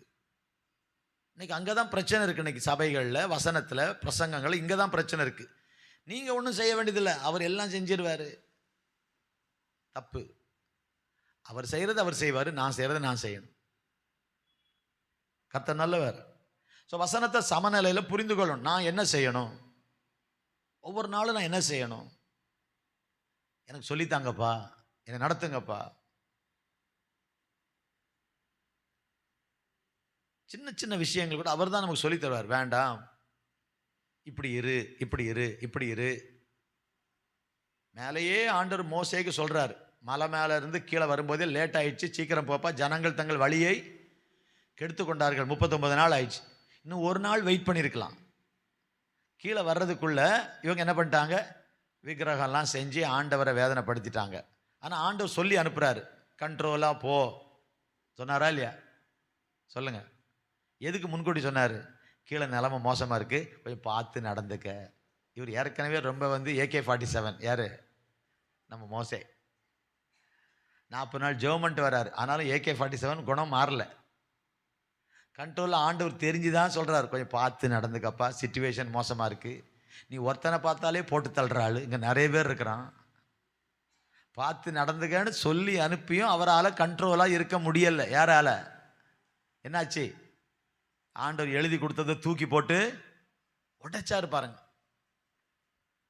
விக்கிரகம் செஞ்சவன் வணங்குறவனெல்லாம் வெட்டுறான்னு சொல்லி அது வேற பரவாயில்ல, தூக்கி ஆண்டவர் எழுதி போட்டு உடைச்சி கோபம். அப்போ ஆண்டவர் சொன்னார் கொஞ்சம் நிதானமாக நடந்துக்கேன்னு. மோசையால முடியல. ஆனால் வசனம் சொல்லுது, அது எண்ணாகமத்தில், இது யாத்திராமத்தில் வாசிக்கிறீங்க. அப்புறம் ஃப்ரெண்டோட பேசுகிற மாதிரி பேசுகிறார். அடுத்த அதிகாரம் 33, 32 போட்டு உடைக்கிறாரு. 33 ஃப்ரெண்டு மாதிரி கர்த்தர் பேசுகிறாரு. திரும்ப பேசி பேசி பேசி பேசி அவர்கிட்ட பேசி மேலே வாங்குறாரு. திரும்ப மேலே போறாரு, திரும்ப ஆண்டவர்கிட்ட பேசுறாரு. இப்படி டெய்லி போவாராம். 7ஆம் அதிகாரம் 89ஆம் வசனம். எது? எண்ணாகமம் 7, 8, 9ன்னு வழக்கமா சொல்லுவேன் நான். எண்ணாகமம் 7, 8, 9, 7ஆம் அதிகாரம் 89ஆம் வசனம். எண்ணாகமம் 7ஆம் அதிகாரம் 80. பைபிள்லாம் திறந்து டக்கு டக்குன்னு பாருங்க. 7ஆம் அதிகாரம் 89ஆம் வசனம். மோசே தேவனோடு பேசும்படி எதுக்கு போறாரு? அங்க ஆண்டவரோட பேசுறதுக்கு. நீங்க ஒரு பெரிய ஆள்கிட்ட பேசுனீங்கன்னா கவனமா பேசுவீங்க. கரெக்டா?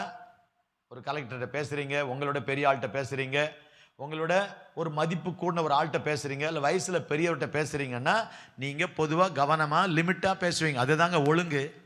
ஆனா அது இந்த காலத்து தலைமுறைக்கு என்ன செய்யல தெரியல. பெரியவங்ககிட்ட எப்படி பேசணும், நமக்கு சமமா இருக்கிறவங்ககிட்ட பேசுற மாதிரியே பெரியவங்ககிட்ட பேசுவாங்க.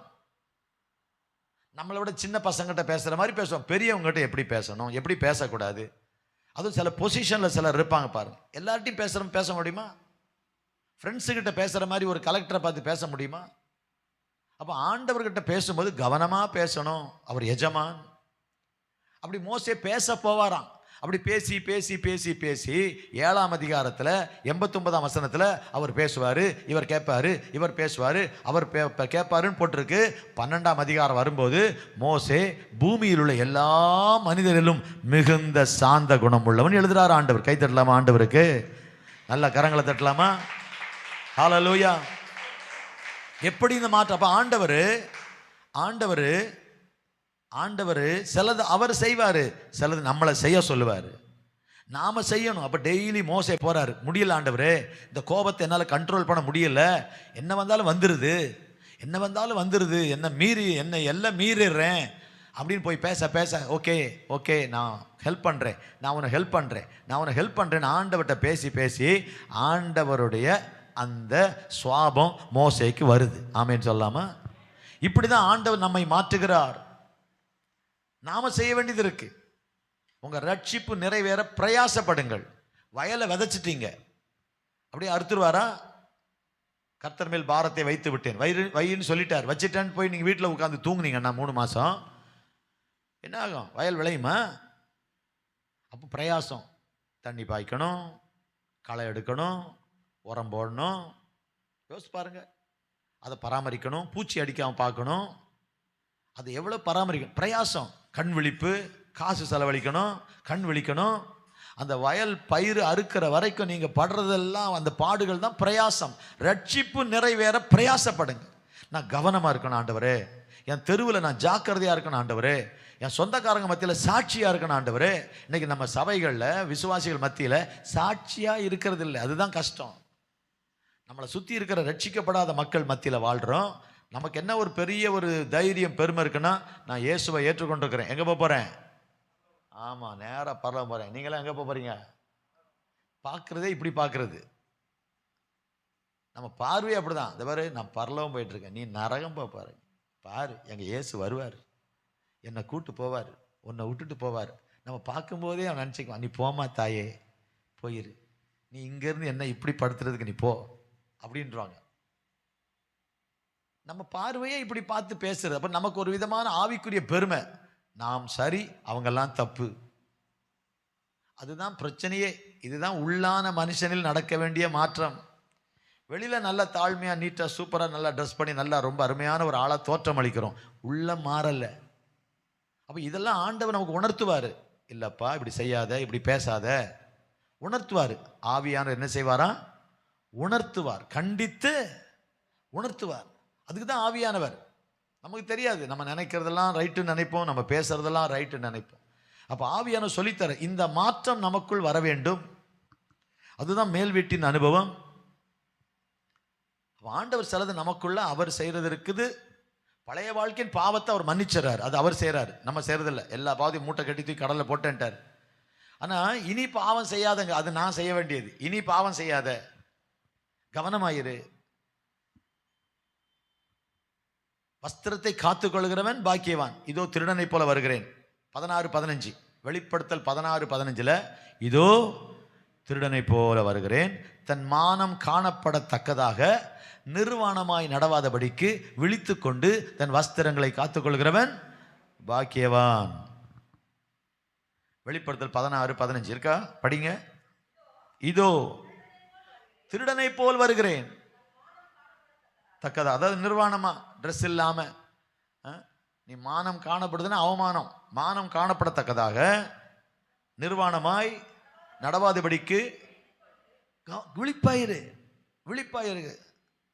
தூங்கும்போது நம்முடைய வஸ்திரம் விலகிறோம். தூக்கத்தில் இருந்தால் வஸ்திரம் பொதுவாக தெரியும் தானே?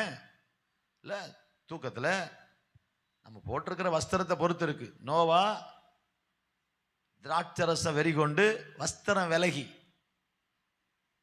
அவன் நித்திரை தெளிவு வந்த போது பார்த்தா ஐயோ ட்ரெஸ் விலகி இருக்க. அப்போ ஆண்டவர் அதை தான் சொல்றாரு, உன் வஸ்திரம் விலகாம பார்த்துக்க, விழிப்பாயிரு. ஒரு ரட்சிப்புங்கிற வஸ்திரம் கரைபடாம பார்த்துக்க. எப்படி ஒரு மனுஷன் ட்ரெஸ்ஸு சரீரத்தை மூடுவதற்கு நம்ம சரியா பயன்படுத்துகிறோமா என்று கவனமா இருப்பாரு, உன் ஆவிக்குரிய வஸ்திரத்தை காத்துக்கொள். நிர்வாணமாய் விழித்து கொண்டு நிர்வாணமாய் நடவாதபடிக்கு விழித்து கொண்டு தன் வஸ்திரங்களை காத்துக்கொள்கிறவன் பாக்கியவான். அப்ப என்ன வஸ்திரம்? எப்படி இந்த சரீரத்துக்கு ஒரு வஸ்திரம் கர்த்தர் கொடுத்திருக்கிறாரோ அது மாதிரி உள்ளான மனுஷனுக்கு ஒரு ட்ரெஸ் தராரு. அந்த ட்ரெஸ் தான் ரட்சிப்புங்கிற வஸ்திரம், நீதி என்கிற வஸ்திரம், இல்லை தாழ்மை என்கிற வஸ்திரம். இதெல்லாம் கர்த்தர் தரார். நிறைய வஸ்திரங்கள் பைபிள்ல இருக்கு. அப்போ ஆண்டவர் மெயினா நமக்குள்ள செய்யற கிரிய உள்ள, நமக்கு உள்ள. வெளியில நம்மளை சரிப்படுத்திக்க நமக்கு தெரியும்.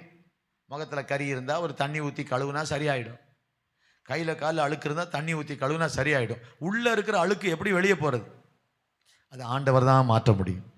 ஆண்டவர் தான் அப்புறம் நமக்குள் அவர் இந்த கிரியை செய்ய விரும்புகிறார். இந்த கண்ணோட்டத்தில் தான் வசனங்களை தியானிக்கிறோம். ஆகவே கர்த்தருக்கு ஸ்தோத்திரம். முதல் வீடு ரட்சிப்பின் மேல் வீடு தியானித்தோம். யோசுவா 2ஆம் அதிகாரத்தில் வாசித்தோம், 2:15. ஆண்டவருக்கு ஸ்தோத்திரம். சாமுவேல் மேல் வீடு 1 சாமுவேல் 9ஆம் அதிகாரம் 26வது வசனத்துல சாமுவேலின் மேல் வீடு, ஆயத்தம் என்னும் மேல் வீடு. அவர் 2 சாமுவேல்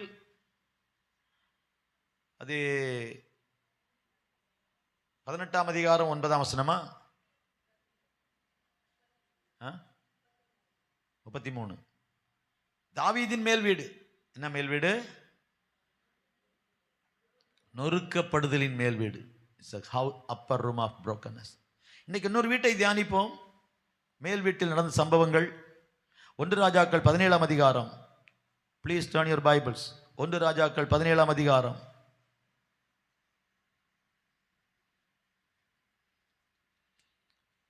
பதினேழுலேருந்து படிப்போம். 17லேருந்து கொஞ்சம் எளிமையாக நின்று படிக்கலாமா? உங்களுக்கு கஷ்டம் இல்லைன்னா வசனம் வாசிக்கிறோமே. கஷ்டம்னா உட்காருங்க, முடிஞ்சா எளிமையாக இல்லைங்க. வேத வசனம் எளிமையாக வாசிப்போம்.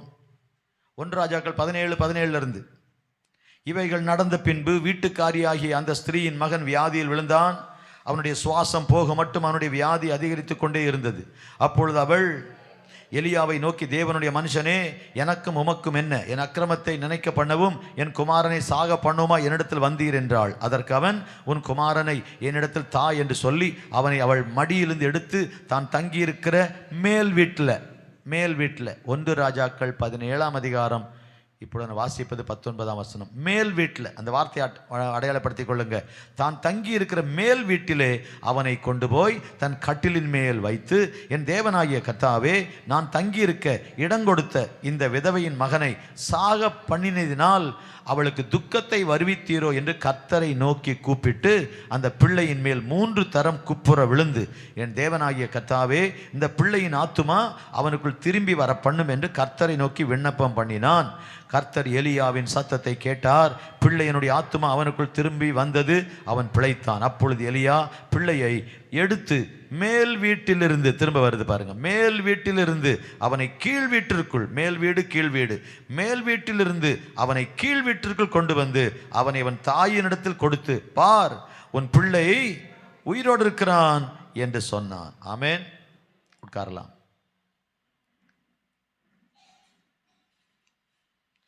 மேல் வீடு கீழ் வீடு. கீழ் வீட்டில் யார் இருக்கிறா? சாரிபாத் விதவை, சாரிபாத்ங்கிற ஊர்.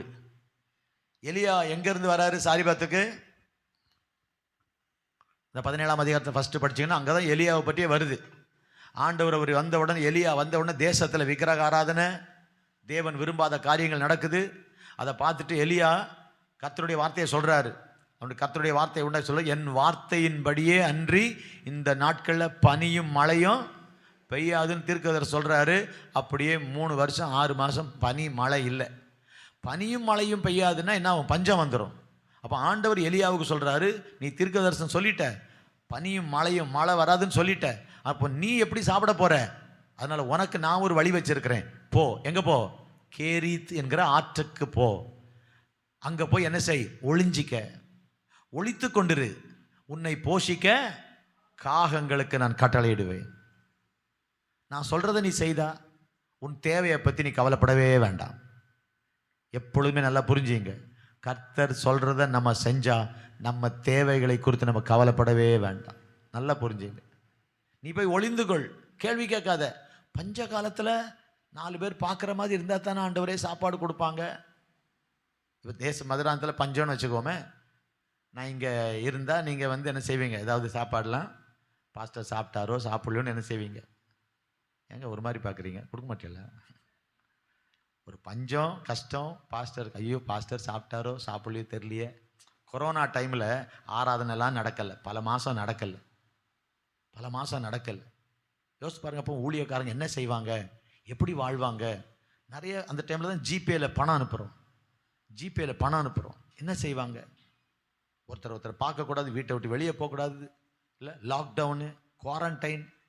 அப்போ இந்த மாதிரி அப்போ பாஸ்டர் இங்கே இல்லைன்னு வச்சிங்களேன், நீங்கள் என்ன இப்போ எங்கடா போயிட்டாரு இந்த நேரம் பார்த்து, நம்ம ஏதாவது கொடுக்கலான்னு நினச்சா காணுமே அப்படின்னு நம்ம நினைக்க தோணும்ல. அப்போ எலியா 4 பேர் பார்க்குற மாதிரி இருந்தால் தானே ஆண்டவரே இந்த பஞ்ச காலத்தில் ஏதாவது நினைக்கணும். இது மனுஷனுடைய எண்ணம். ஆண்டவர் சொல்கிறாரு, நீ போய் ஒளிந்துகொள், உன்னை போஷிப்பது என் கடமை.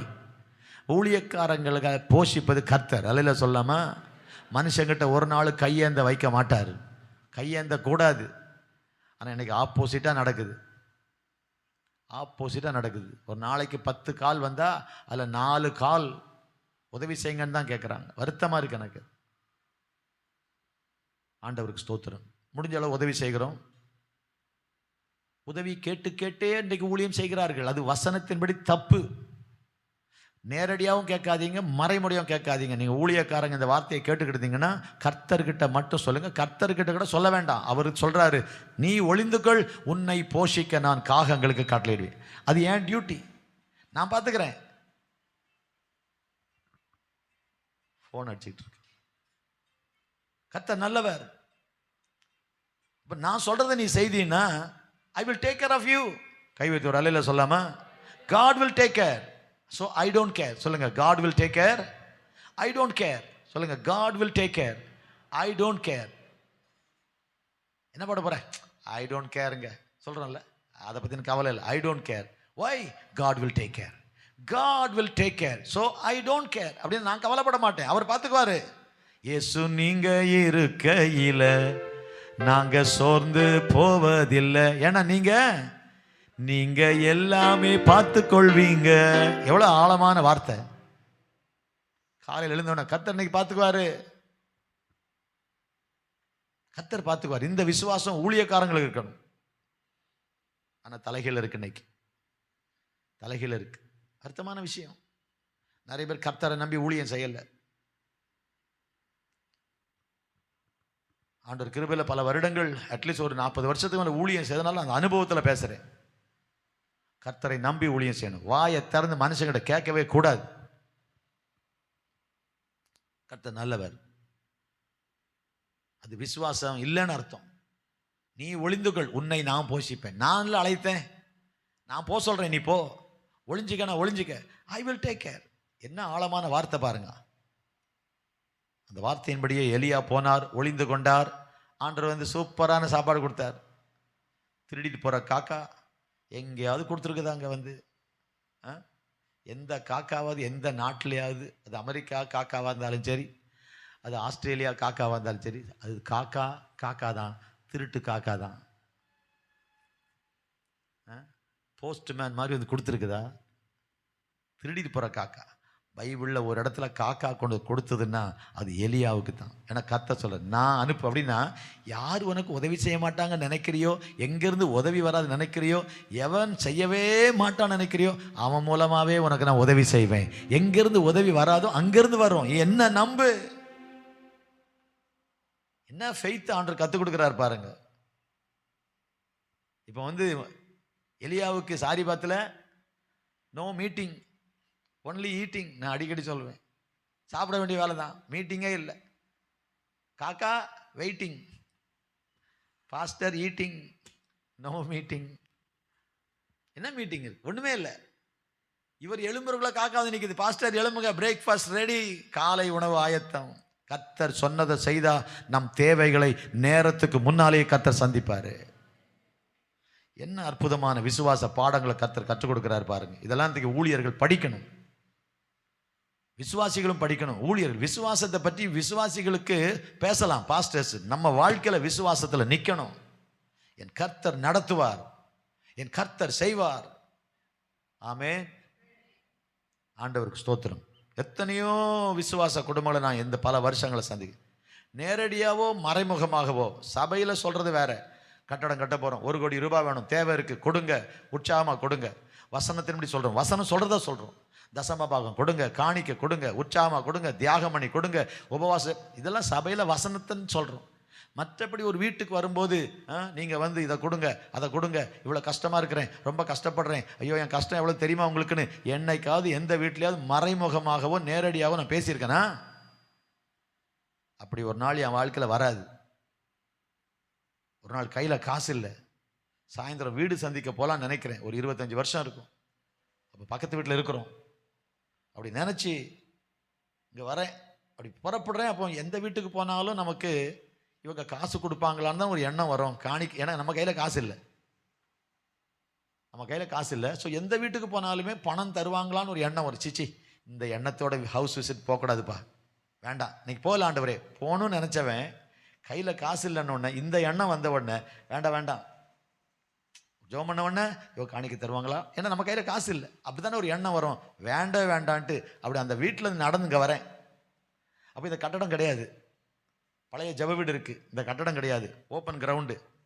அங்கேருந்து இப்படி வரேன், வாசலில் நிற்கிறேன். ஒரு சகோதரி வராங்க, எங்கேயோ போனவங்க, யார் பணமோ தெரில, கையில் இருக்குது 1450 ரூபாய் என்கிட்ட கொடுத்து, பாஸ்டர் இதை வச்சுக்கங்க, அடுத்த வாரம் வாங்கிக்கிறேன். நாங்கள் அது போதும், நீங்கள் கிளம்புங்க. வந்துச்சா காசு? காணிக்க தரலங்க, ஆனாலும் என் கையில் காசு இல்லைங்கிறதுக்கு கர்த்தர் அனுப்புனாரா? கர்த்தரை நம்புனா கர்த்தர் அப்படிதான் செய்வார். கைத்தட்டி ஒரு அல்லையில சொல்லுங்க பார்க்கலாம். இந்த விசுவாச பாடங்களை படிங்க, ஊழியர்கள் படிங்க. கட்டடமா இருக்கட்டும், சபையில் விசுவாசிகள்கிட்ட சொல்றது வேற. ஆண்டவரே சொல்றாருல, ஜனங்கள்ட்ட என்ன கேளு, காணிக்க கேளு, கொண்டு வர சொல்லு, ஆனா உற்சாகமா கொடுக்க சொல்லு. யார் உற்சாகமா கொடுக்க அவன்கிட்ட கொடுக்க சொல்லு. ஆண்டவரே சொல்றார், மலையிலிருந்து இறங்கி வந்தவன் ஆண்டவர் மோசே கிட்ட சொன்ன முதல் விஷயம், காணிக்க வாங்கு, ஆசரிப்பு கூடாரம் கட்டணும், கேளு, கொண்டு வர சொல்லுன்னு சொன்னார். நாங்கள் பைபிளை தான் சொல்றோம். ஏன் அடிக்கடி பேசுறாரு? பைபிளே அடிக்கடி இருக்கு, தப்பு இல்லை. இது சபையில தான் பேசுவோம். நம்ம குடும்பம், ஒரு வீட்டில் கல்யாணம்னா கணவன் மனைவி பிள்ளைங்க பேச மாட்டாங்களா? என்ன பண்ண போறோம், பேச மாட்டாங்களா? குடும்பம், இது குடும்ப தேவை. சபை ஒரு குடும்பம், குடும்பத்தில் அங்கத்தினர். என்றைக்கு ஞானஸ்நானம் எடுக்கிறோமோ அந்த சபையில் அங்கத்தினராக இருக்கிறோம். சபையின் எல்லா தேவைகளிலும் எனக்கு ஒரு பங்கு இருக்கு. நான் என்னால் முடிஞ்சதை நான் செய்யணும், கர்த்தர் எதிர்பார்க்கிறத செய்யணும், சபை ஊழியம் வளர்வதற்கு உதவி செய்யணும். அதுதான் குடும்பம். கெஸ்ட் இல்லை, நம்ம அப்படி வந்துட்டு சாப்பிட்டுட்டு போறதுக்கு. நான் அந்த குடும்பத்தில் ஒரு ஆள், எனக்கு இதில் பொறுப்பு இருக்கு. அநேகர் அதை உணர்றதில்லை. வருவாங்க, அப்படி போவாங்க, நல்லா இருக்கு, ஓ சூப்பராக இருக்கு, பெரிய சர்ச்சு, நல்லா இருக்கு, இதெல்லாம் எல்லாம் சொல்லிட்டு போவாங்க. அதுவா வேலை? அப்போ சபை என்பது வேற, வெளியில வேற. வெளியில் எங்கேயும் யார்கிட்டையும் எந்த விதத்திலையும் போய் ஒரு நாள் கூட மறைமுகமாகவோ நேரடியாகவோ தேவையை சொன்னதே கிடையாது. கர்த்தருடைய வேலைக்கு சொல்றது வேற, அது வழி வேற. கர்த்தருக்கு ஸ்தோத்திரம். ஸோ எலியாவுக்கு சொல்றாரு, நீ போ, ஒளிந்துகொள், நான் உன்னை போஷிப்பேன், நான் தான் உன்னை அழைத்தேன். ஆமேன்னு சொல்றீங்களா? கர்த்தர் உங்களை அழைத்தால் கர்த்தர் உங்களை நடத்துவார். இங்கே சூப்பராக எல்லாம் முடிஞ்சிச்சு. 1 வருஷம் இருந்தாராம் எலியா. அங்கே ஒரு கூட்டம் இல்லை, விசுவாசிங்க வரல, காணிக்கை இல்லை, ஆனால் பட்னி இல்லை. ஆனால் பட்னி இல்லை. ஒரு வருஷம் ஃபுல்லாக நடத்தின ஆண்டவர் இப்போ சொல்கிறார், கிளம்பு, எங்கே போ, சாரிபாத்துக்கு போ. மெட்ராஸ்லேருந்து விழுப்புரம் தூரம், அந்த கேரி ஆற்றங்கரையிலேருந்து சாரிபாத்துக்கு 100 மைல், 160 கிலோமீட்டர் நடந்து தான் போகணும். நல்லா சாப்பிட வச்சார்ல ஒரு வருஷம், ஏன்னா நடக்கிறதுக்கு என்ன கஷ்டம், நட. அங்கே உன்னை போஷிப்பேங்கிறார். அங்கே உன்னை போஷிக்க ஆண்டவர் யாருக்கு கட்டளையிட்டேன்? ஒரு விதவைக்கு கட்டளையிட்டேன். 9ஆம் வசனம், சாரிபாத்துக்கு போ, உன்னை போஷிக்க. திரும்ப பாருங்க, நம்ம தேவைகளை சந்திக்கல கர்த்தர் பேசிக்கிட்டே இருக்க. உன்னை போஷிக்க போஷிக்க போஷிக்க புறப்படும் போதே சொல்றாரு, நான் பார்த்துக்கிறேங்கிறாரு. நீ கிளம்பு, நான் பார்த்துக்கிறேன். சாப்பாடு தானே நான் பார்த்துக்கிறேன், ட்ரெஸ்ஸு தானே நான் பார்த்துக்கிறேன், வீடு தானே நான் பார்த்துக்கிறேன். உன்னை போஷிக்க ஒரு விதவைக்கு கட்டளையிட்டேன். I will take care of your needs. உன் தேவைகளை நான் பார்த்துக்கொள்வேன். கையை உயர்த்தி ஒரு அல்லேலூயா சொல்லாமா? என் தேவைகளை சந்திக்கிற தெய்வம் எனக்கு இருக்கிறாரு. ஆமென். இந்த வருஷ கடைசியில் அந்த விசுவாசம் உங்களுக்கு வரட்டும். என் தேவைகளை சந்திக்கிற ஒரு தெய்வம் எனக்கு இருக்கிறாரு. அவர் போதும், அவர் செய்வாரு, அவர் நடத்துவாரு, அவர் கைவிட மாட்டாரு. அவர் என் மேல் அக்கறை உள்ளவர். கைத்தட்டி கர்த்தருக்கு நன்றி சொல்லுங்க பார்க்கலாம். அவர் என் மேல் அக்கறை உள்ளவர், என் மேல் அக்கறை உள்ளவர். திரும்ப சொல்றாரு, உன்னை பராமரிக்கும்படி சாரிபாத்துக்கு போ, அங்கே தங்கியிரு. உன்னை பராமரிக்கும்படி அங்கே இருக்கிற ஒரு விதவைக்கு கட்டளையிட்டேன். உன்னை டேக் கேர் பண்ணுறதுக்கு, உன்னை பார்த்துக்கிறதுக்கு நான் ஒரு விதவைக்கு. எலியா ஒரு கற்பனையில் வந்திருப்பார். பெரிய எப்படியும் கோடீஸ்வரியாக தான் இருக்கணும் அந்த அம்மா, இல்லை? நமக்கு சோறு போடணும், நமக்கு தங்க வைக்கணும், நமக்கு வீடு கொடுக்கணும், எப்படியும் பெரிய பணக்காரமாக தான் இருக்கணும் ஒரு கற்பனையோடு வந்திருப்பார் எலியா. ஆனால் வந்து பார்த்து ஊர் என்ட்ரன்ஸில் வரும்போது ஒரு அம்மா பரிதாமல் விறகு பொறுக்கிட்டு இருக்கு. இப்போமோ நாளைக்கு ஒன்றுக்கு அது கதை, பட்டுன்னு போயிடும் போல இருக்கு அந்த கதை. ஆனால் ஆண்டவர் சொல்கிறாரு, இதுதான் ஆண்டவர், இதா இதுக்கு நான் தான் சோறு போடணும் போல இருக்கப்பா. அது நிலைமையை பார்த்தா இதா எனக்கு சோறு போட போகுதுன்னு நினச்சிருப்பார். ஆனால் ஆண்டவர் க்ளீனாக சொல்லிட்டார், இதுதான் இதுதான். கர்த்தர் நல்லவர். இந்த செல்ஃபோனில் அவங்க சுவிட்ச் ஆஃப் பண்ணுங்களேன். ஒரு ஃபோன் போனால் இன்னொரு ஃபோனு, ஒரு ஃபோனு அப்படி வந்துக்கிட்டே இருக்குது. ஆஃப் பண்ணிடுங்க, ஒரு அரை மணி நேரம் ஆஃப் பண்ணிடுங்க. உங்களுக்கு தெரிலன்னா இந்த பெட்டியில் போட்டுருங்க, இல்லைன்னா கீழே அந்த ஃபிஷ் டேங்க் ஒன்று அதில் போட்டுருங்க, கொஞ்ச நேரம் அமைதியாக கிடக்கும். ஒரு மீன் தொட்டி இருக்குது, அதில் போட்டிங்கன்னா ஒன்றும் பிரச்சனை இருக்காது, மீனும் சாப்பிடாது. உள்ளே வரும்போதே ஃப்ளைட் மோடில் போட்டு ஆஃப் பண்ணிவிடுங்க ஃபோனை. இந்த வசனத்தை கேட்கும்போது ஒரு சின்ன டிஸ்டர்பன்ஸ் வரக்கூடாதுன்னு நினைப்பேன். நான் அந்த கண்ணோட்டத்தில் பேசுகிறேன். இது 12 பேர் புதுசாக வந்திருந்தாங்க சாயந்தரம். ஒரு 100 பேர் வரோன்னு நினச்சோம், வரல, கொஞ்சம் வருத்தம் தான். 100 பேருக்கு தான் எல்லாம் ரெடி பண்ணாங்க நம்ம ஆண்கள் ஐக்கியத்தில், வரல. It's okay. பட் ஒரு 12 பேர் வந்தாங்க, புது ஆட்கள். அப்புறம் காலை ஆறாவது சேர்ந்து ஒரு 20 பேர். சீரியஸாக பேசிக்கிட்டு இருக்கேன். ஒருத்தர் இந்த கதவை திறந்து வர்றது, ஒருத்தர் அங்கே நிற்கிறது. உட்காருங்க. இந்த வசனம் பேசுகிற நேரத்தை ஆட்கள் சீரியஸாக நினைக்கிறது இல்லை. வீடுகளில் ஜோ பண்ணிகிட்டு இருப்போம். அந்த நேரம் தான் கேரி பேக் எடுப்போம். அந்த கேரி பேக்கை திறந்த உடனே அந்த அப்பளம் மாதிரி சத்தம் வரும் தெரியுமா? எனக்கெல்லாம் பயங்கர கோவம் வரும். இதில் எல்லாம் ஒரு பயம் இருக்கணும். வசனம் பேசி ஜபம் பண்ணுற நேரம் இதை பிரிக்கிறது, அப்படியே அப்போ தான் கடக்கப்படான்ட்டு ஒரே சத்தம். இதெல்லாம் புது ஆள் செஞ்சால் பரவாயில்ல. எல்லாம் இந்த பைபிள் காலேஜ் படித்து 3 வருஷம் படித்து 5 வருஷம் ஊழியத்தில் இருக்கிற கேஸுங்க. ஒரு விவரமே கிடையாது, விவரம் இல்லாத கேஸுங்க. ஒரு தெய்வ பயம் கிடையாது. பாஸ்டர் சீரியஸாக பேசிகிட்டு இருக்காரு. கர்த்தருடைய வசனத்தை எப்படியாகிலும் ஜனங்களை கொண்டு நம்ம என்னெல்லாமோ யோசித்து ஜபத்தோட பேசுகிறோம். அந்த நேரம் இந்த கதவை திறக்கிறது, அங்கே போகிறது, இங்கே போகிறது. உட்காருங்கன்ட்டு யாராக இருந்தாலும் சிட் டவுன் ஃபர்ஸ்ட், உட்காந்துருங்க, அசையாதீங்க. அந்த ரெஸ்பெக்ட் தெரியணும், அந்த அந்த அந்த சிச்சுவேஷன் தெரியணும். எழுந்து போகிறது, நடக்கிறது, இங்கே சுற்றுறது, அங்கே சுற்றுறது. தெய்வ பயமே இருக்கணும். அது இல்லாத ஒரு வாழ்க்கை நிறைய இருக்குது. எங்கேயுமே பாருங்கள், கூட்டமாக இருக்கட்டும், ஆறுதல் கூட்டமாக இருக்கட்டும். ஒரு ஜபத்துக்கு போயிருந்தோம் சுந்தரி சிஸ்டர் வீட்டுக்கு. சும்மா நீங்கள் நின்றுக்கிட்டாங்க, உட்காருங்க, சிட் சிட் உட்காரு, கொஞ்சம் இந்த வசனத்தை கேளு. இப்படி கேட்குற இப்படி இருக்கு. அந்த அந்த அந்த டிஸ்டர்பன்ஸ் வராமல் பார்த்துக்குங்க. அதான் சொல்ல வர. கண்டிப்பாக எப்படி கீழே நீங்கள் செருப்பை கலட்டும் போதே ஃபோனை ஆஃப் பண்ணிட்டேனான்னு பார்க்கணும். என்ன அவசரம்? அது இங்கே வந்து இப்படி துணிஞ்சு பார்க்கலன்னு என்ன? இப்படி பார்க்கலன்னா என்னங்க? இங்கே வந்து உள்ளே வந்த பிறகு எதுக்கு ஃபோனை பார்க்குறீங்க? அவ்வளோ அவசரமா? அவ்வளோ பிஸியா? அவ்வளோ முக்கியமான நியூஸா? வேண்டாம், 2 மணி நேரம் 1 மணி நேரம் ஆஃப் பண்ணி போடுங்க. என்ன அவர் ஜபத்தில் இருப்பார் நினச்சிக்குவாங்க, அவங்க சபையில் இருப்பாங்க நினச்சிட்டு போட்டோம். செருப்பை கலட்டும் போதே ஃபோனை ஆஃப் பண்ணிவிடுங்க. இங்கே வந்து அதை பார்த்துக்கிட்டு இருக்காதீங்க. உங்கள் மனசு அதுலேயும் இருக்கும், இதுலேயும் இருக்கும். ஆஃப் பண்ணி போடுங்க. நான் சொல்கிறது நல்லா புரிஞ்சுங்க. ஆமேன். வீடியோவில் இதை எடிட் பண்ணி விடவும் வச்சாலும் பரவாயில்ல, பார்க்கணும், இதெல்லாம் கற்றுக்கணும். பைபிளையும் வச்சுக்க வேண்டியது, ஃபோனையும் வச்சுக்க வேண்டியது. என்ன கர்த்தர் பேசுவாரா? நீங்கள் பைபிள் படிக்கும்போது ஃபோனை பக்கத்தில் கர்த்தர் பேசுவாரா? அதை ஆஃப் பண்ணி போடுங்க. அது ஒரு கால் பண்ணணும், இதை விட்டுட்டு அதை படிக்கலாம். ஹலோ, இவர் சொல்லிப்பா, ஹலோ ஹலோ வெயிட், ஹலோ. ஒரு தெய்வ பயம் இல்லாமல் ஃபோனையும் பைபிளையும் ஈக்குவலாக ட்ரீட் பண்ணுறது. உள்ளே வரும்போதே ஆஃப் பண்ணிவிடுங்க, சுவிட்ச் ஆஃப். இல்லைன்னா கொண்டு வராதிங்க, வீட்டில் போட்டு வாங்க, ஒன்றும் பிரச்சனை இல்லை. இல்லை கொண்டு வந்தீங்கன்னா ஆஃப் பண்ணிவிடுங்க. கீழே போய் நிற்பாங்க 4 பேர். அப்போ ஃபோனை தூக்கி பேசிகிட்டு இருக்காதிங்க, ஆஃப் பண்ணுங்க. 10 பேர்கிட்ட பேசுங்க, இருக்கிற 10 பேர்கிட்ட சந்தோஷமாக பேசுங்க. காஃபி குடிக்கிற நேரம். கர்த்தர் நல்லவர். பொதுவாக டீச்சர் ஆஃப் பண்ணி தான் வச்சுருப்பாங்க, என்னன்னு தெரில. அதை ஆஃப் பண்ண தெரியலையா?